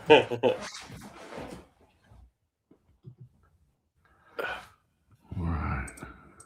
Yeah. Nice. I don't expect Arizona to be that great, so let's get junk points. I love junk points. They're my favorite. Let's see if we can get let's get Pete in here. I think they stay in a lot of games. I don't think they get blown out of the water as bad as they did last year. I still think they stink, but I just think that they'll be more competitive this year. I don't think they're in full tank mode unless those first 6 games go real bad. So we'll see. It's just something I wanted to get you guys' thoughts on, because it's a clot. Like McBride slips sometimes because of the uncertainty at quarterback. I think that's the reason. I think it's why he slides as well. Yeah. So, just something to think about. Same thing, Jeremiah Love. Wouldn't surprise me if he starts out slow, kind of like Trevion Henderson last year. But, I do think that he gets involved a lot sooner than Henderson does. But like I said, it wouldn't shock me if we played him for the first 2 weeks and be like, wait a minute, I don't know if I can play him in week 3 now because of the way that they're using him. So I am a little worried about that too. But the fact that he keeps sliding in these drafts too, you can get him as an RB2 in round 4, tail end of round 4 is good value. You've got to take a shot at that point. All right, there's our ace in the hole, Josh. Tonjes. Brenton Strange and Pitts. All right, I like it. And Tonjes gets the free look too. Yeah. The free look, and then if for some reason Kittle started out on the pup, just be something, just an interesting piece to have. All right. That's a pretty good draft. I mean, everybody's got a decent build. Nobody's, dead in the water. All right. You guys got we're gonna bring on team number 4, Pistol Pete Scherzer. And he's got a decent build. Nobody's. Hello, guys. What's going on, Pete? Going, Pete? Not too much. I'm not sure about my draft, but I got sniped a couple times as I expected to, and I waited a little bit too long on QB2. A couple of guys I should have took Baker instead of Trey Tucker. I really like Baker this year, but I do like Stroud too. I think he's going to bounce back as a QB2. I think he's going to bounce back. He's in a contract year, and they beefed up their offensive line a little bit, and as a QB2, but I love Dak. I'm glad I got Dak. Are you typically going? Go ahead, Dan. I was going to ask. Joe, go. I'm going to, you know what, Pete? I came on just as a test. I'll let you guys have your show, Pete. It's good to meet you. I enjoy listening to you, Joe. I appreciate it, man. You know, I have a lot of fun doing this stuff, and I brought these two goons along with me this year. So I have fun listening to you. You and Steve make a good team. Thanks, man. Appreciate it. We'll be on Wednesday night on Player Profile. I'm gonna start promoting that maybe even tonight. So be on the lookout. You follow me on X? Yes. Yeah, absolutely. You'll get all the info then. Thank you, Dan, Josh. You guys take it away. Great draft. Good show. Keep up the good work. I'll leave you guys be. Have a good night, guys. Good luck moving, Joe. We'll see you. Yeah, we'll be talking to you. Thank you. So I really wasn't targeting Burrow. I figured he was going to go kind of early. I really was targeting Dak more than Burrow because I could have, it was a little bit more of a value. Or he went right at the point, his ADP point, I think. Well, let's start back in round 1 when Hampton goes at the pick right before you. Oh wow!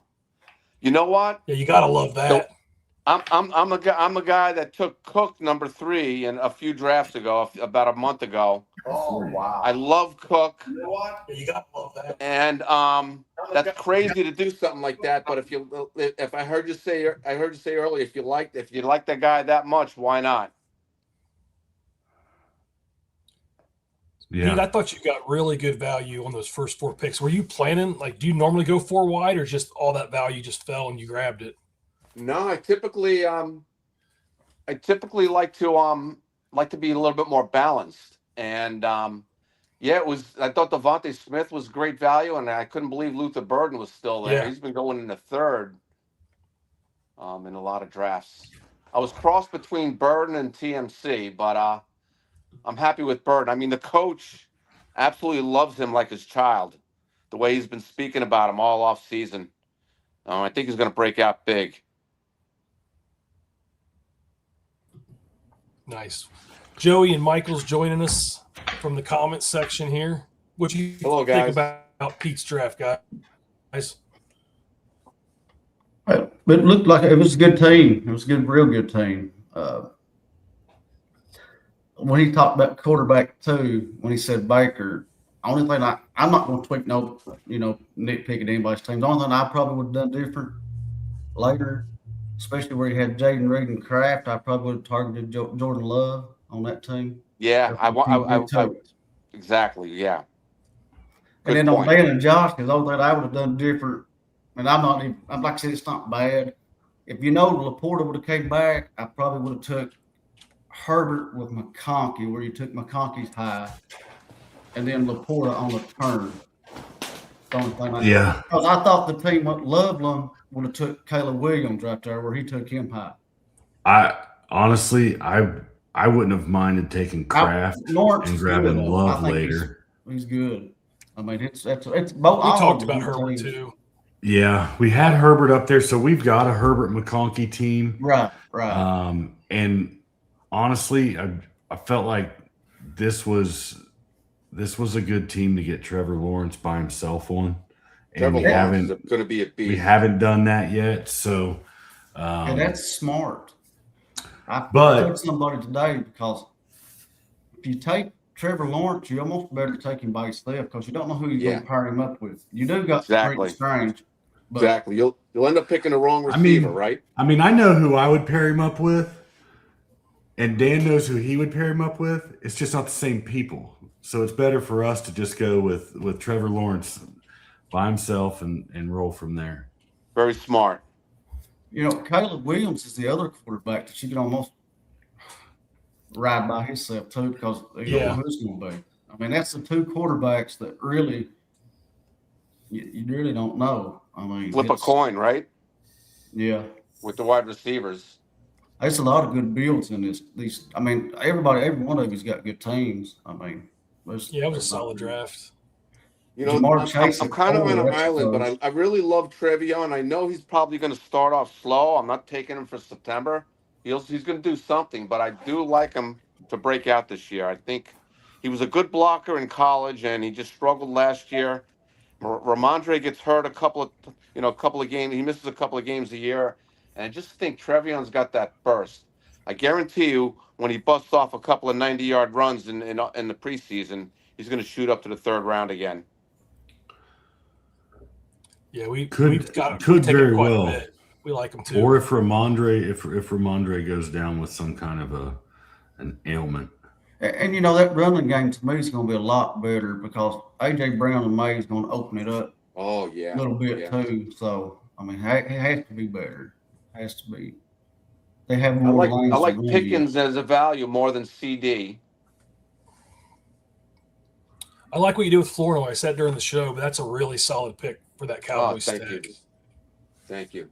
And then the Redskins, the Commanders running backs there, that was a way to secure a little bit of the backfield there.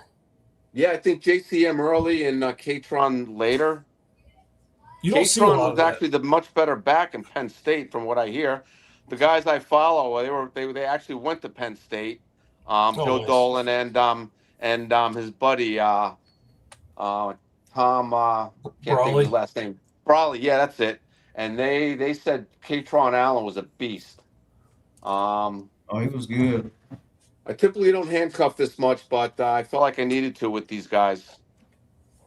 No, I thought your draft was solid. Thank you. Some good depth. You stole Price from me, though. I know you were a few picks away, but I was praying for Price. I think he's just going too late. I think he's a fourth round, fifth round guy. Yeah. Maybe by Vegas he'll be moved up a little bit, but 7 is a steal, man. But yeah, that was a beautiful pick. I think I agree with Trevor Lawrence. I think getting Trevor Lawrence naked, man. Trevor Lawrence is going to be the beneficiary of a lot of points. Oh, I like Lawrence. I ain't had him yet, which he's good. He was real good down the stretch too. So I think Watson could be wide receiver 1, I believe. I mean, not confidently, but I think that he has that potential to do that. I do too. Hopefully he's got to stay healthy. That's his biggest issue. And who knows? Maybe Mike Evans will actually be like Godzilla and get stronger with the electrical fields.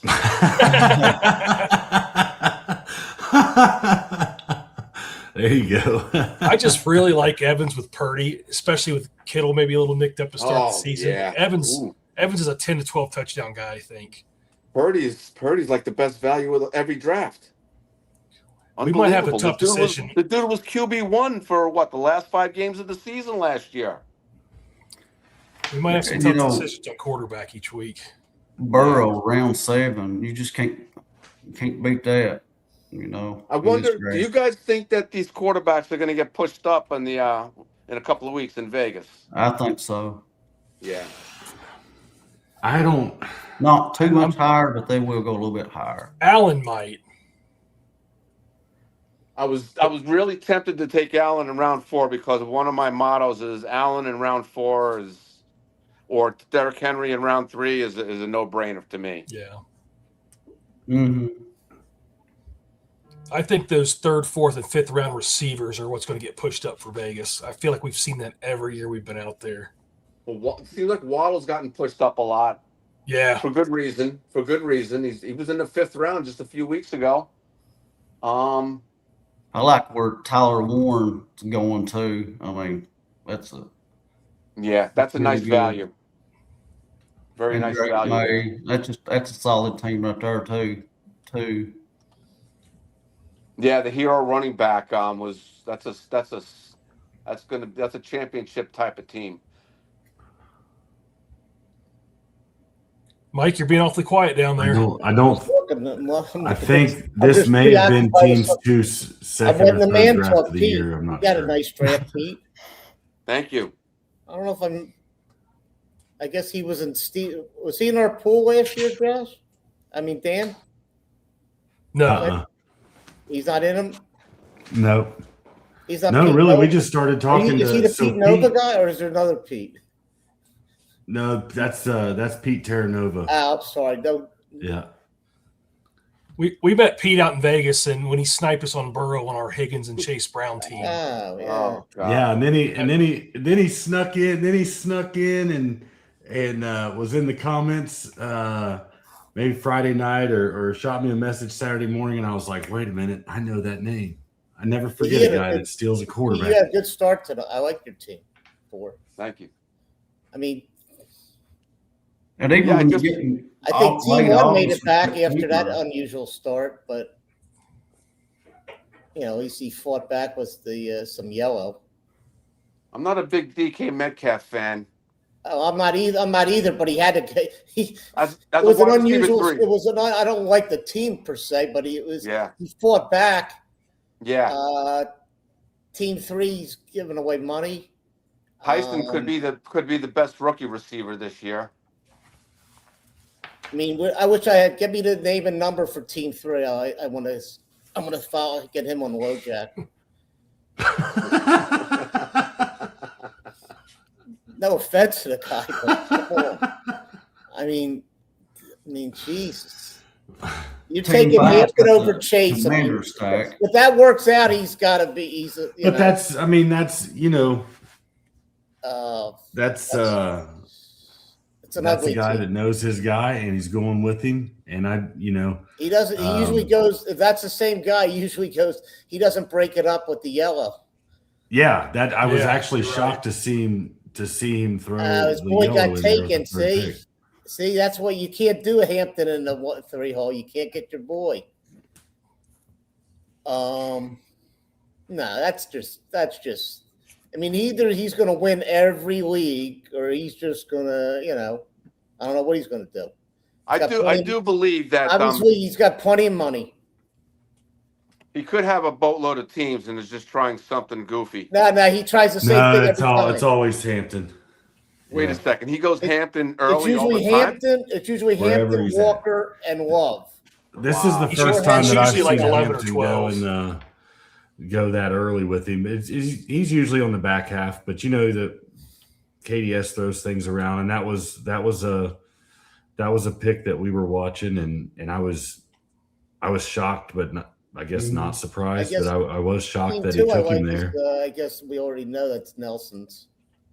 I want to know where D'Angelo's at, because D'Angelo he said who he was probably going to take at 5, and I was really hoping after that Hampton going 3 that Steve was going to stick to his guns, but it's hard, you get Nakua there at 5. 4 and 5 probably got the max picks on these 2 players now, don't they?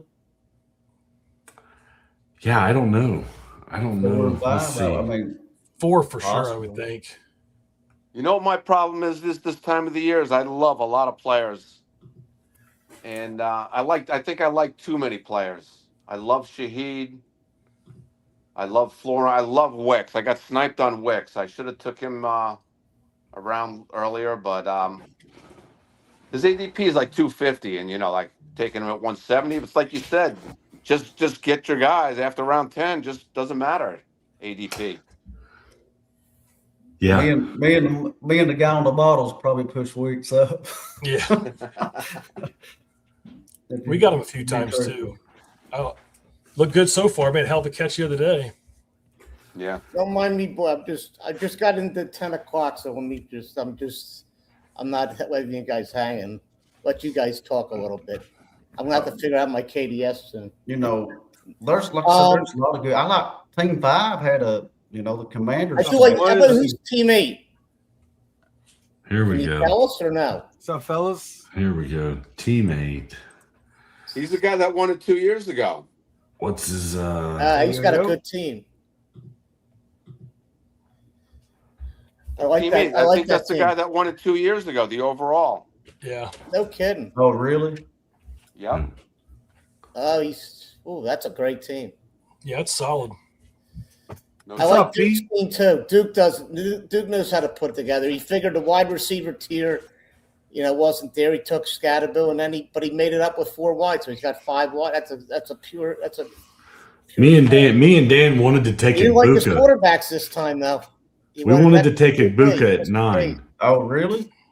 just to screw with Duke. He won an extra But- quarterback just in case. Was he blocking somebody or What's that? with the quarter? He took 3 quarterbacks. That's not his normal mode. Looked like you know. some good value on all 3 of them. Yeah, I know, but he usually takes Yeah. 2. 2. He's got 2 good tight ends. His new nickname is Egg Puka. Right, and Okay. he takes Barner for the free hook. Nice move. I like Can Barner. you guys see me? Can you hear me? Yeah. yeah. What's going on, There's Steve? Steve. Hello. I was getting the Gamberg treatment for a second. Yeah. My bad. What'd you think of So your? Steve- Yeah, you don't put me on, Steve. You take half an hour to show. Oh, there's Mike. He's in the green room. And then all of a That's sudden how the I ratings. felt. Now I know how and you then he feel puts now. me in, and he wonders why the ratings were so bad. Oh, shit. I got a mute button over here. What's going on, Pete? Nice to meet you, buddy. Hello, Steve. Nice to meet you. Thank you, sir. Yeah, I like your first 4 picks are dynamite to me. That looks great. Thank you. Thank you. I would have taken A-Chain if he was there. Yeah, Appreciate that, buddy. no problem, man. Yeah, I wanted to hop on and So, just introduce myself to you. Thank you. well, Steve, Very nice to meet you. I know you made a comment to me or me and Dan won in a group chat yesterday about your pick at pick 5. Smooth C 3012 wants to know why was JT drafted so low tonight, and I was highly disappointed that you chose Nakua over JT because I thought you said you were gonna Well, think about JT at 5. No, I figured if Nakua was gone, I was gonna take JT maybe, but when that guy took Hampton, there was I have no Nakua, so I wanted Nakua. That was my first share Yeah. of it. And I've done like 10 of these, so I had to take him there. That just laid into my lap right there. I was debating. I took a few extra seconds to debate them. Yeah, that's I a close like one. If Puka. you would have took Nakua, I would have took Chase. Right. Yeah, no brainer there. We could have and we could have taken Taylor or Genty instead of Cook. I mean, our conversation was more Genty and Cook, but you're Smooth C. I don't know if you watch a lot of these live streams or not, or if you're doing the OCs, but a lot of these guys are doing high volume. They've got anywhere from 30 to 50 of these teams. So some of these guys are passing on guys just because of where they're at with their shares of guys, or you've got guys like Team 3 that love a Marion Hampton. So that's why we get in these drafts, to try to catch some value that falls, and see if we can get that unique team. But that's why, JT, he bounced down a little bit tonight, but in the 10 o'clock, who knows? He could go at pick 6. You never know. Or I guess he could go at pick 3. Just depends on who's drafted. Yeah, he's I've been been seeing falling. some of Genty these going drafts. between 4 and 8 over the past week or so. Yeah. I thought I was reading X today, and somebody brought up a good point. Like, would you rather have Genty in the first round or Brees Hall in the 3rd or 4th? Maybe I was just thinking, the Jets are just such a shit show, and the Raiders, they got freaking Clint Kubiak, but I mean, as far as talent, I mean, Brees Hall, I mean, he's like, if the Jets could ever get their shit together, I mean, Brees Hall could just, I mean, he could be a first round pick next year, So it's If I'm just, not we really haven't mistaken- seen Brees Hall's best season, really, because the Jets are just Exactly. miserable year in and year out. If I heard this correctly, as bad as the Jets were last year or the last couple of years, Brees Hall's been he's been the top 3 or top 5 in points per game. Yeah. Yeah. That's the thing, it just all kind of goes with the Jets, So, in the 3rd round there, I'm looking at the receivers, and I'm just like, I'd rather just get the secure running back and just hope for the best, I would have taken him. Yeah. Yeah. So I feel like Cornell Tate, I've been taking him the past couple times, and to be honest, I'm not like even completely sold on him yet. But I feel like he's gonna, he should be the number one there. Ridley's done, so. I mean, obviously he's the 4th pick overall. So I got 3 number ones there, and then Pierce, if he comes back healthy, he's another number 1. And I feel like I built a pretty good backfield. Yeah. So, yeah, weird. Like I I did a Titan stack, which I kind of just fell into. I wasn't planning on that. I just saw that with Guys, Spears. I gotta Good hop. one. I gotta hop off. Pete, it was great meeting you. Steve, Great you did meeting a you. great job today. Thank you. Mike. Good luck, Gamberg. Send us your draft For the board. 10 o'clock release. I just filled. Okay, All right, buddy. send us your draft board when you get done, Mike. Mike, live stream it. We'll set you up. You can go solo if you want. I can't walk and talk at the same time. And I talk a lot, so No. That's what I'm saying. I'll see you guys. All right, Mike. Have a good Bye-bye. night. So here in the chat, we've got Ruthless. He is teamed up with Will Hobbs in the tag team draft. He says Team 3 is tripping. Yeah, it's it's definitely wild. But good on him if Hampton hits big. Good on him this year. I'm not ballsy enough to try something like that. Well, man does a lot of these, doesn't he? Yeah. So, he's been in. I think he's been in almost every one of me and Dan's. So there you go. So I guess he just felt like whatever. I do a lot of these. I'm not going to get Hampton on the way back. Let me just take him here. I don't know. No, he just makes sure that he gets Hampton. To pass up on Chase or Puka just doesn't make any sense to me. But I don't know. Yeah, man, especially if you have them in every draft. Somebody said that it takes them in every exactly. draft. There you go. Right. There you go, Pete. Yeah. If you have them in every draft already, then what? But hey, sometimes people get real bold and they take some serious shots. So we'll see if it works out.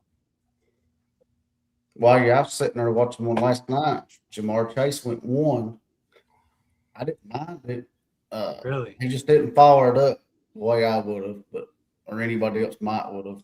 I mean, he went 2 straight wide receiver and sitting there thinking, okay, you got to keep pounding wide receivers, and he just stopped, went 3 running backs. I said, well, it's like taking a pitcher in fantasy baseball. You just got to take pitching. It's just like if you're going to take wide receiver, you need to hammer it, especially if you're going to go 1.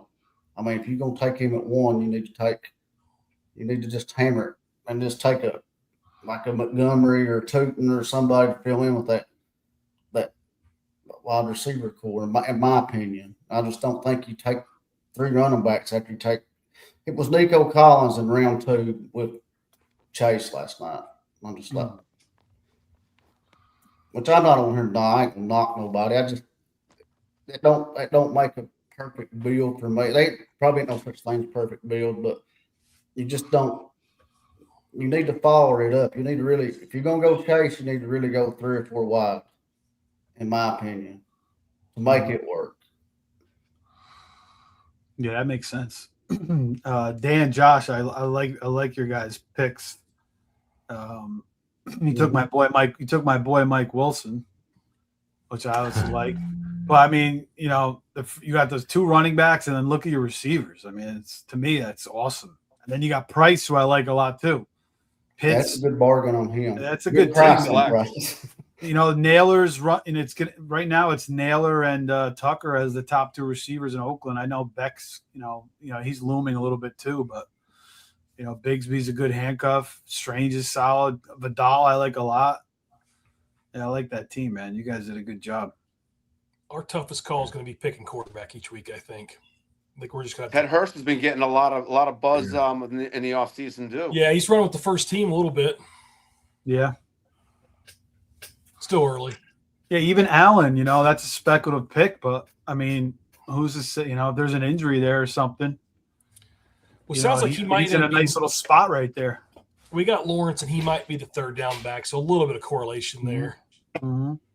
So I see Travis Hunter taken in every draft, or almost every draft actually. Do you think he's going to see a lot of time on the offense?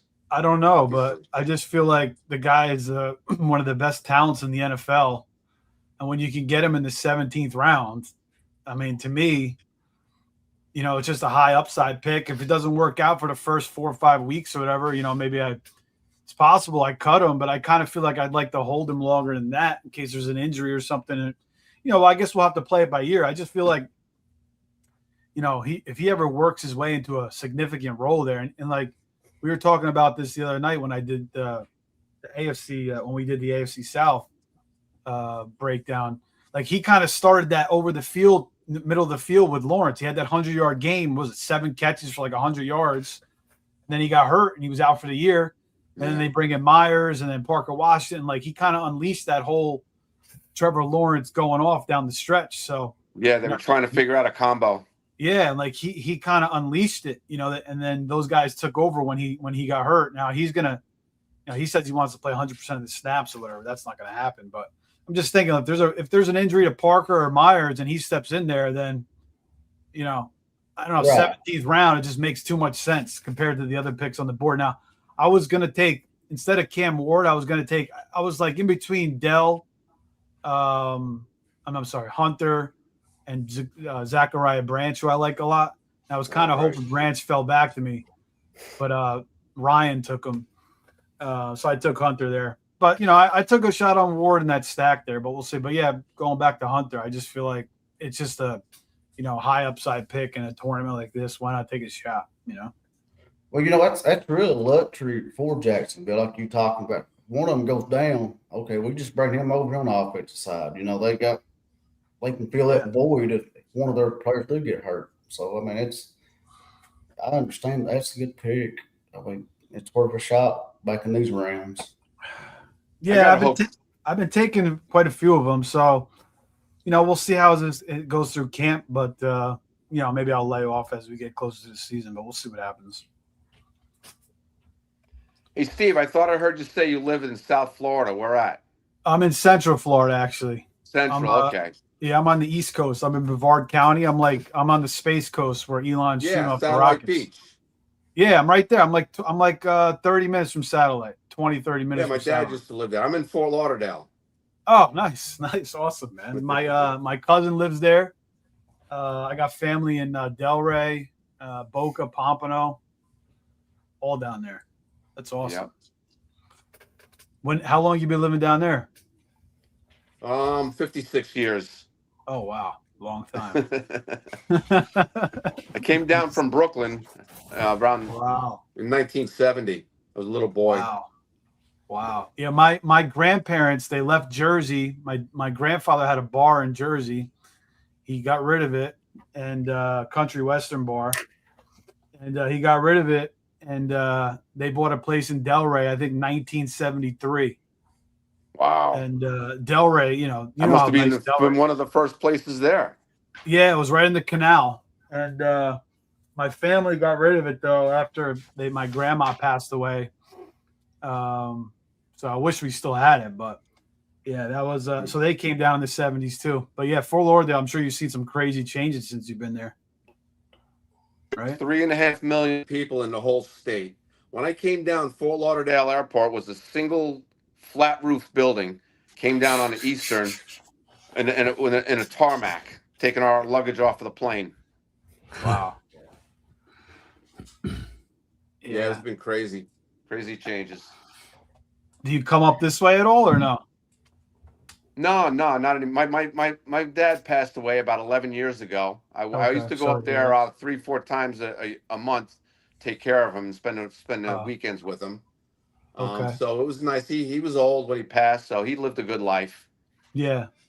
Oh, God bless, man. Yeah, that's it's a lot more quieter up here than down there. Yeah, no doubt. But it's even up here, it's starting to get more built up too. So, yep. You know, it's all changing. We were just, I just moved here in 2021, so I'm kind of exploring the state. But you know, I was just in Destin recently. I like that. I like St. Augustine. I'm starting to explore more of the West Coast because I grew up coming down to South Florida. You know, Delray and those areas. Oh, right. My dad actually managed a hotel. I don't know if you remember. It was called the Fort Lauderdale Inn. Sounds familiar. Yeah, he managed it for a little while. So I went down there when I was like 12 years old to visit him, and I went to baseball camp there. I think it was 1994. Wow. Yeah, but anyway, then he moved to California, and then but anyway, yeah. So that's cool, man. I didn't realize you lived in Fort Lauderdale. Nice. Yep. And I've been a Dolphins fan since I was a little kid in Brooklyn too. Oh, that's cool. So that lines up for you. Yeah, I was a fan back before the perfect season. So how do you feel about the Dolphins this year and Malik Willis? I like Malik Willis. I've been drafting him late in a lot of these drafts. Are you into him? I was hoping to get him here. Yeah, I was surprised. He went kind of early. Usually he drops like 16th, 17th round. This guy took him in the 14th round. Yeah. The Dolphins are going to be what Vegas says they are. I did play them over 4.5 wins. I think they'll get 5 or 6 wins, but nothing better than that. I didn't like the Willis signing because we got so much dead money with Tua's contract. It's like 60-70 million. It's absurd. And then they paid this guy like 24 a year. But you know what? The Green Bay guys, they helped him grow a little bit last year. And the GM and the coach and they brought him down here. So he could be our franchise. We could be our franchise quarterback for the next 10 years. We'll see. I'm a believer. I think like you said, I think LaFleur got him going the last couple of years, and I'm a believer in him. So I think him and Achane might be a nice little combo. We'll see. Yeah, they got to figure it out with those receivers. I know like Caleb Douglas is getting on right now.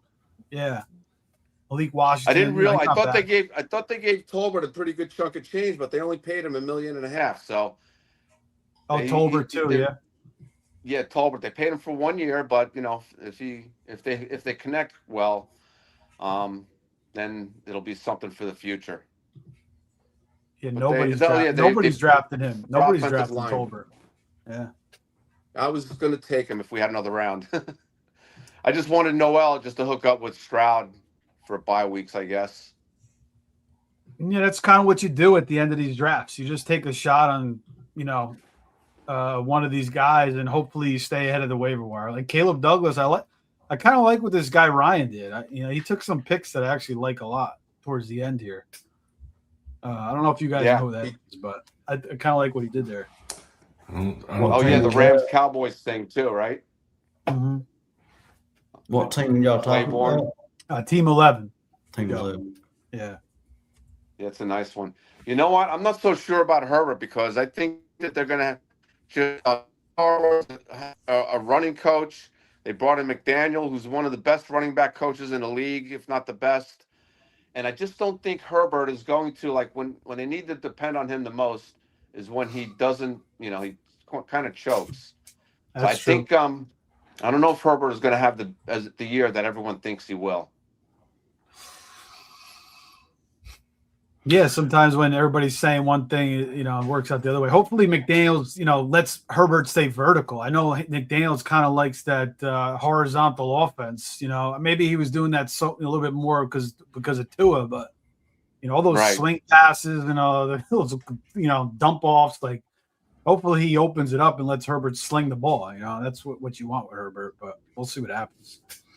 The funny part about that is I wish they would have drafted Herbert over Tua. I think they got drafted the same year. Yeah, I don't know. Do you guys remember that? Herbert got drafted first, and then Tua got drafted first, and then Herbert afterward, a couple picks later.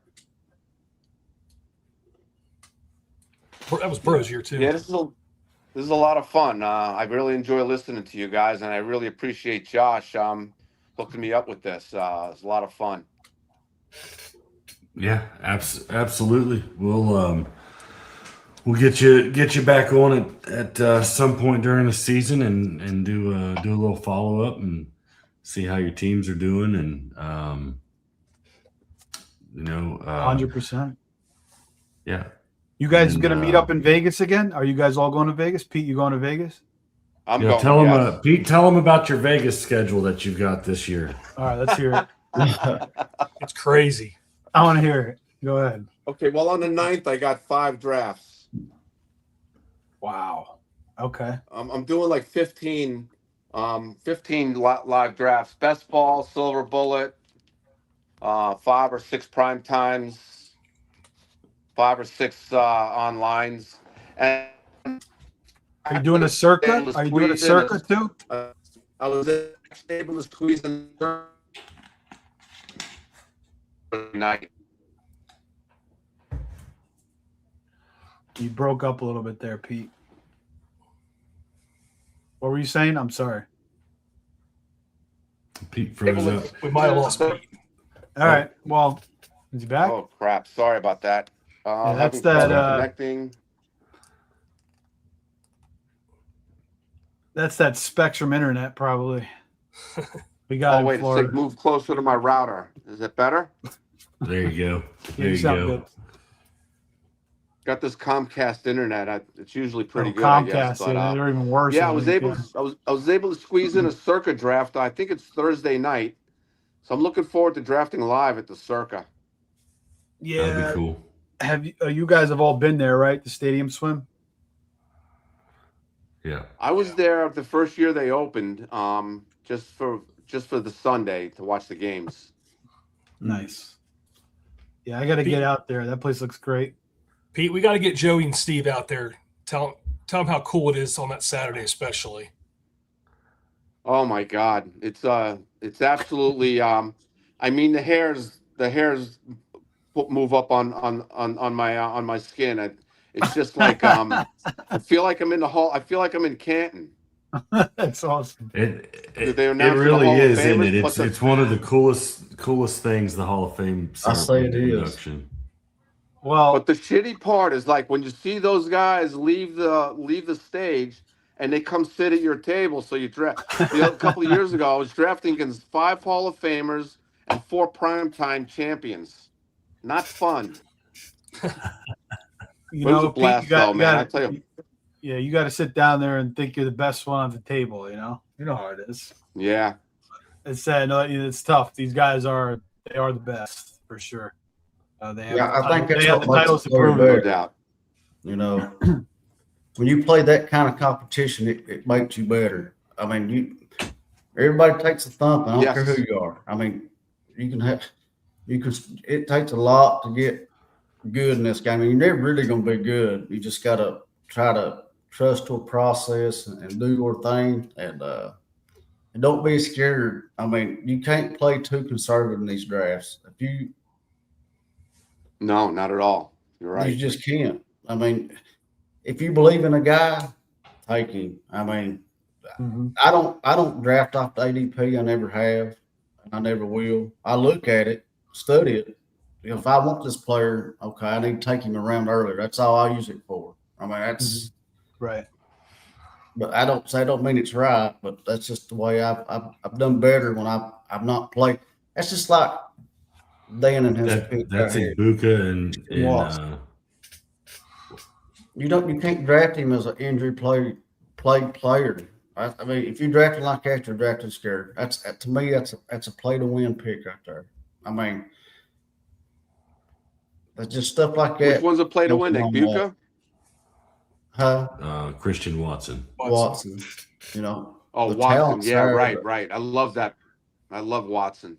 I'm waiting for Watson to start to get bumped up a little bit. Right. And you know, you think see, he look will. here. Yeah.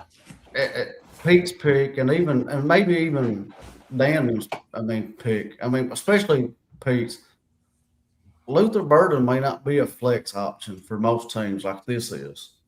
I mean, the hype is he's getting pushed up a little more from his coach and everything in the world. He's going to be more. Yeah, exactly. I don't know if you can get him in the flex spot like you did tonight. I mean, he's a flex on this team. I'm going to have to with my running backs. I'm going to have to. Right. That's what I'm saying. That's a good thing. That's a good thing. Joey, on Team 11, me and you were talking the other day, and you were talking about I think you were talking about almost this exact situation where he comes out with 3 wide receivers, but you've got that Colston Loveland there that you feel like you can't pass up on, so you grab him. And then, maybe Dalton Kincaid ends up being the better flex than Dubs or exactly. Corum. I mean, Good exactly. point. Yeah. like I said, like I was telling Josh, we was talking and what it was talking about. Okay, you sit here, Bowers, McBride, Warren, Love, they're tight end ones. I'm just going by like everybody's weekly rankings out there. And you sitting here putting together a team or even draft. If you're sitting here looking at Kincaid where he's going, he's always ranked 9, 10, 11, 12 based on whose rankings you're looking at. And you're sitting there looking at a wide receiver 7 or a running back 6 or 7, ranked 43, 44, 45. Why am I going to let, if I'm on the back end where these guys are at, I'm going to let them pick the what wide receiver I get. I'm going to take the low end tight end 1 in a rank preseason rankings. Okay, that could be a viable flex option for me. Why would you take a wide receiver 7 when you can get a low end 1? Right. I mean, I'm not afraid to play two tight ends. I mean, if you have to, you have to. You're sitting there just like, am I going to get this player right? If I'm going to draft a wide receiver 45, 46, 47, or running back 42, 43, 44, and there's wide tight end. Yeah, he's tight end 2, but he's going to be like a low end 1. I think I think that's a better, I don't know that that's a strategy to go out and shoot for every draft, but I think that it's a good strategy to be aware of, that some of these guys that are tight ends, if you do take a tight end, in the first 4 or 5 rounds, and you're running short on wide receivers, but there's no, there's not somebody there, and you've got a Kincaid or maybe a Fan and somebody like that, then that is an option to throw them. Another thing too, Josh, when you look at it, what I play in that too. Okay, look, who's Kincaid tied to? Josh Allen. So you know what I'm saying? You got him throwing him the ball. I mean, that's another tiebreaker too when you're sitting there looking at. I mean, I don't know if you want to do it all the time, but what's up, Hayden? But it is viable. Billy's not letting me live the Brenton Strange thing down either. When Brenton Strange goes for 13 touchdowns this year, Billy, I'll send you a jersey. They gave him the bag. Too much to go around there, I think. 13. Okay, are we writing this stuff down? We've got Dan has Burrow at 56 touchdowns, 55. I have one prediction this year, and Burrow's breaking the record. And I believe he just said that Brenton Strange is going to score 12. That's one of the most fire shorts. Got witnesses now. Dan going off about Burrow. I was looking at those the other day again. We got some good shorts on that. I got fired up. Yeah, that was a good one. I'm glad we got that on the record. That's going to be a good one. We got some other good ones too. But I like week 6. Can you delete that? I think Burrow's got a chip on his shoulder this year. Oh, I do too. I'm not going to get fired up, Dan. I'm not going to get fired up. There's Jordan.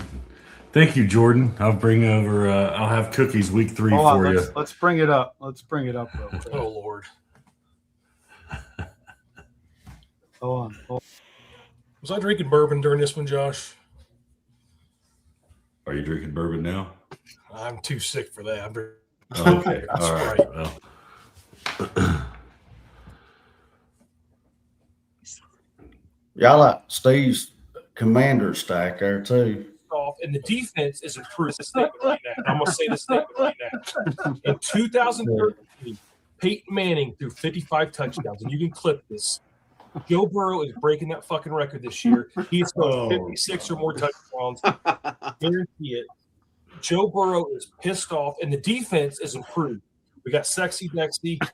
Get fired up. They're good enough that we're going to win games, but they're still enough that we're still going to score 30 games. Burrow is going to be lights out this year. I truly believe that. Jamar Chase is the number 1 overall pick, in my opinion. I can't fault people for taking Gibbs and Bijan because I think that positions of more value. But I am so high on Joe Burrow this year. I'm going to say this statement right now. It's going to be a heartbreaker, boys. Number 1 overall. Oh, man. I mean, honestly, hey, I would take him number 1 overall instead of a guy taking Hampton like he did. That's a little bit more viable. Billy, the Bengals bringing back Flacco may be one of the smartest things that that I've seen them do. Good point. Yeah, I saw a picture of those two guys today. Flacco's, that's great. I mean, that just helps you if you draft those two guys. Flacco's right there to just help them out again. Yeah. Well, and Flacco's smart enough to understand that all he's got to do is drop back and just throw it up, and those receivers are good enough to go out and get it. So, they obviously don't have to really run a play. But that's really cool that he was on that quarterback show because he started out as a Brown. Nobody knew what was going to happen. He got some really good sideline stuff from him so far. I think I've only watched 2 episodes, but that's pretty neat. He took the Browns to the playoffs, 2 or 3 years ago? Mm-hmm. Yeah. Yeah, I think it was 2, wasn't it? I can't remember. A couple years ago. Together. All right. What do you think about these Rams defense being pushed up to like the 12th round now? I mean, I love them. I was getting them in the 15th or 16th earlier in drafts, but 12th round, boy, that's pretty early. Yeah. That shocks. I'm not saying nothing bad, but if you really look at it, I don't see why people don't take kicker over defense. If you look at the top 3 defenses compared to top 3 kickers, it's not even close. I mean, Myers outscored, 30, 40 points, outscored the Seattle defense at number 1. And then top 3, like I said, I don't know. Everybody's got their choice. I mean, I can't fault them for taking them. You can lock your defense in, but we all play NFFC, and like I said, to me, I'd rather have a kicker first, personally. But I agree, Joey. I think you're right. You look at those top 3 or 4 guys; they're all 200+ point guys. I sent you that list. Did you see that? Yeah. I mean, if you I go back every week 17 before the week 18 starts, and I write everything down because I like to see official score just for 17 weeks, like we all play here. If you look at the scores on this site, it's like for 18 on up, but it's really different. I mean, the kickers score them quite a bit if you really sit and look at it. I mean, it's mind-boggling. Is that a bold prediction with Jamar getting 200 targets? I think he had 175 last year. I did see that where Theo did say that. I watched that. Theo's another one of the partners coming up here in a week and a half to be drafting with us. Yeah, Theo's drafting with Dan Williamson. That's not that crazy. I mean, Jamar and Burrow, when they have made it known that they're there to win a Super Bowl and break every quarterback and wide receiver record. So, they want to beat teams and beat them badly and prove a point. They're aggressive. Taylor's an aggressive coach. Well, seems like he'll get canned middle of the season this year. Burrow has 5 touchdowns through 8 weeks. I'm going to tell you, the meltdown that's coming is just going to be epic. Yeah. Going back to the kickers and defenses, I feel like every year, you never know. Like this defense could be better than this defense. Like it seems like for me, it's always like I go back to baseball with the closers. Like these closers are, they're the top closers and they suck the next year. So I kind of feel like that's the way with the kickers and defenses. But I feel like the Rams, I'm going to do it maybe a couple times, not a lot, because usually I take the last couple rounds, the defensive kickers. But I feel like the Rams now with Myles Garrett, and they got the Chiefs corners now, and that was their weakness last year. So like it really could just be a defense that you could hold every single week. And the Texans made improvements too with their safety position. So I mean, they could even be even better too. So I kind of see what they're saying there. The kickers, like Aubrey, I mean, the guy kicks 70 yarders left and right. I don't feel like he's going anywhere. You know, like the rest of the kickers, I don't know. Like Myers came out of nowhere last year. Like who the hell could have predicted that? So Yeah. But you kind of want these guys that are kicking like these 60, yarders consistently. Like even the Jaguars kicker, I feel Cam like Little, he could get bumped up a little bit. Yeah. Like right here, for instance, the defense number 3 last year through 17 weeks was Jacksonville, 147. Aubrey was team kicker number 3, 193. Aubrey had 193 points. Yes. Yeah. See, Joey, I thought we weren't going to share this with everybody. We going to keep this a secret. Well, it will be. I mean, they see it like I do, but they. Yeah. I mean. Well, that's why he's going 13th round. Damn. It's hard to predict how many of those kicks, that they're going to have, but you go with the big leg guys.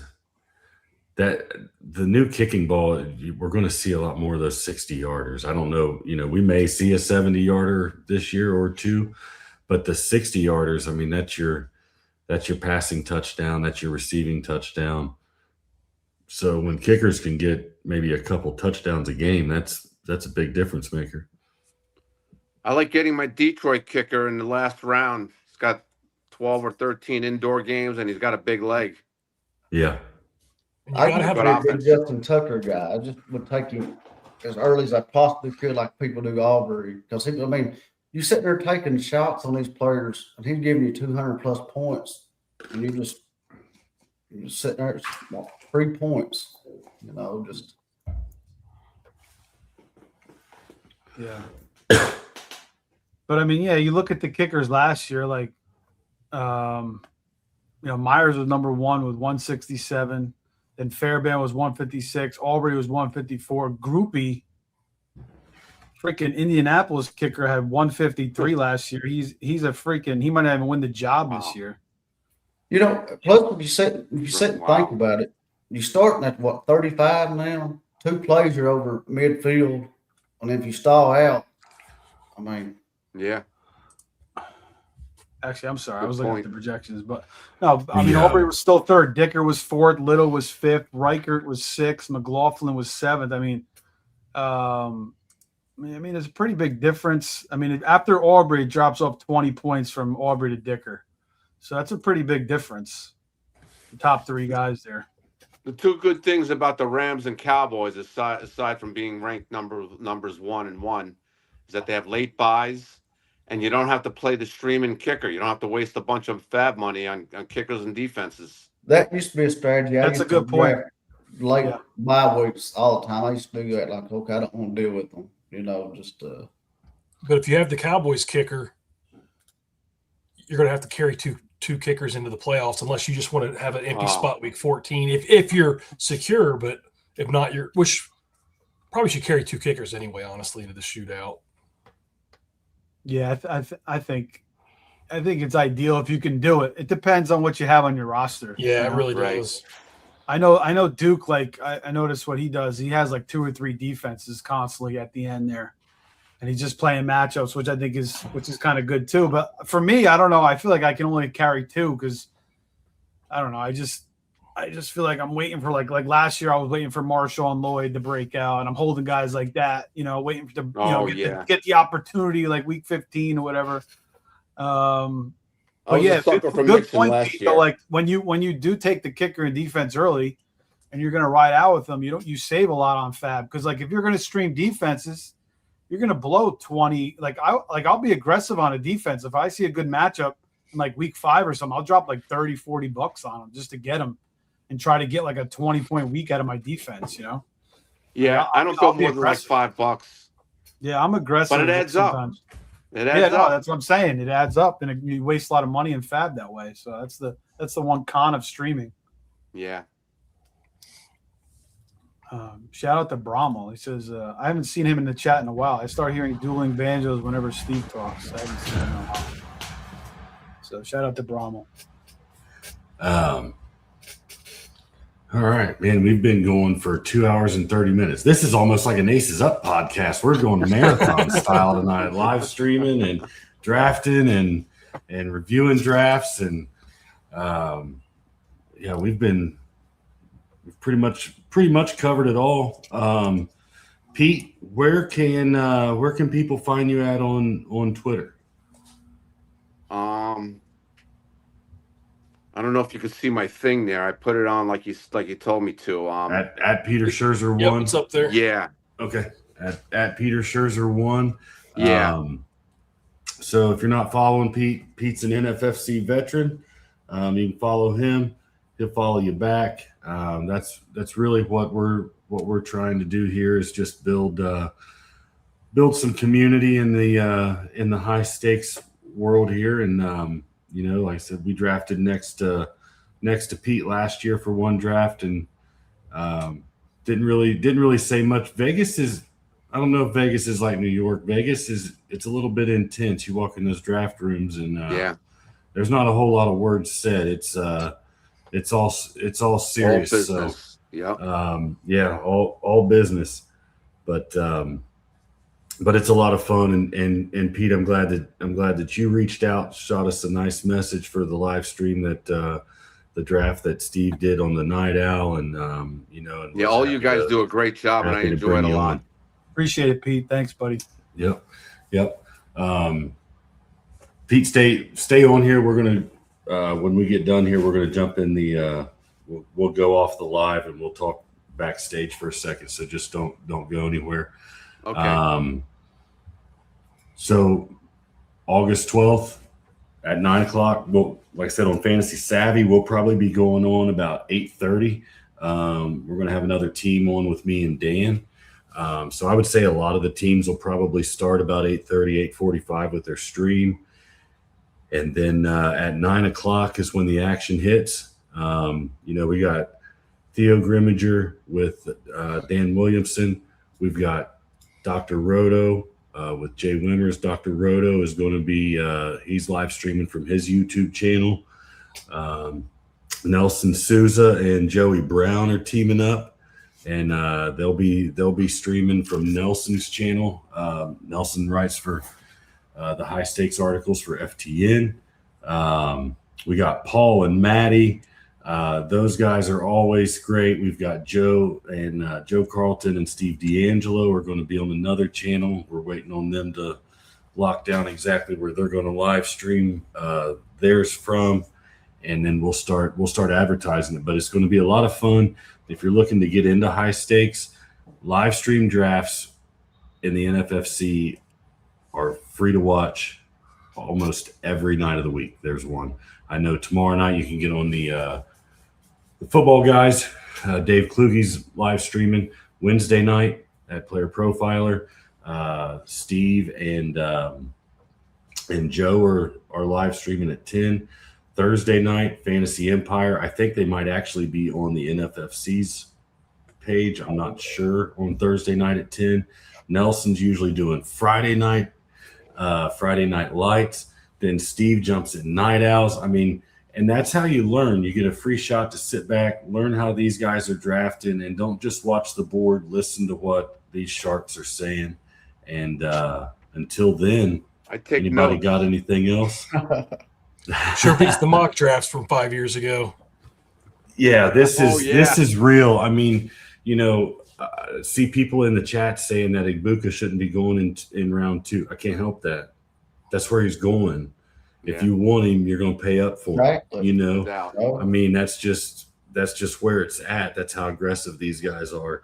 Parker Washington in the 4th was really like Parker Washington at the beginning of the 5th because it was the last pick, which is almost a round early from where he's going in our leagues. So it's an aggressive group of guys to draft with, but that makes it fun. And I can't knock at Parker Washington pick. I know that I've seen them in the chat too. But the two similar players, if you sit and look at it, it's the guy you all took and Team 12 took Parker Washington. Yeah. Parker Washington done that with Trevor Lawrence, just like Brissett did that with Wilson.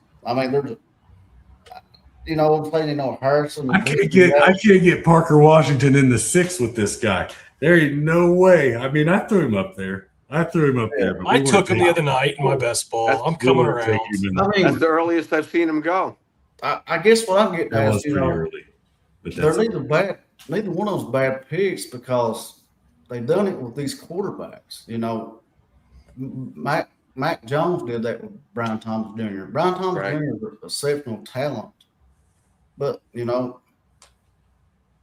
Liam Cohen's an exceptional offensive mind, and he uses the slot. and he will he creates opportunities and gets guys in the right spot. And Trevor Lawrence a little bit to adapt last year, but that should be, barring injuries, that should be a really fun offense to watch this year. They were fun to watch second half of the season.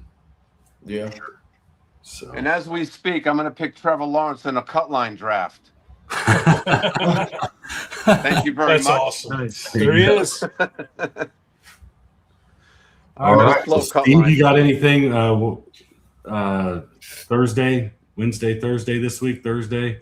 I'm kind of random with my drafts. I kind of just see when I get a good opportunity, and if I feel like rolling, I just jump on. So, just stay tuned. Just follow make sure you guys are subscribing to the channel. Follow me on X, and you'll kind of know when we're going off. But going to be tons of live streams, whether it's NFFC or I'm going to do more FFPC, and I want to do some RT Sports ones. I kind of like that site too, even though where this is NFFC themed channel, but best ball too. I still want to do some best balls and try to appeal to everybody. So, and we do have the division previews continue to roll on Thursday. So I think we're going. We went. What do we do? AFC last week, yeah. So we're going to go NFC West, and we're going to talk about that substation and everything that's going on there with the 49ers. So we'll bring that Thursday night. I heard somebody on the radio said every time they see it, it gets bigger. It's starting to look like Chernobyl. Yeah. I know. I saw somebody post that the Niners are going to be practicing in Chernobyl. Yeah. Great show, by the way, on HBO. If you haven't seen that Chernobyl series, that was a good little mini series there. I'm a big time movie goer. I go out to the theaters. Pressure Nice. was a Me really too. good movie. Pressure What was was a it? really good movie. Just came out recently about the meteorologists in D-Day. It's called Pressure. Pressure, yeah. Okay, I'll have to check it out. Probably on streams now. It's on streaming now. What did you think of the Odyssey? Did you see it? It was I saw it a couple days ago. Yeah, it was epic. Yeah, Matt Damon's unbelievable, man. He's a great actor. he is. He always kind of makes the movie go.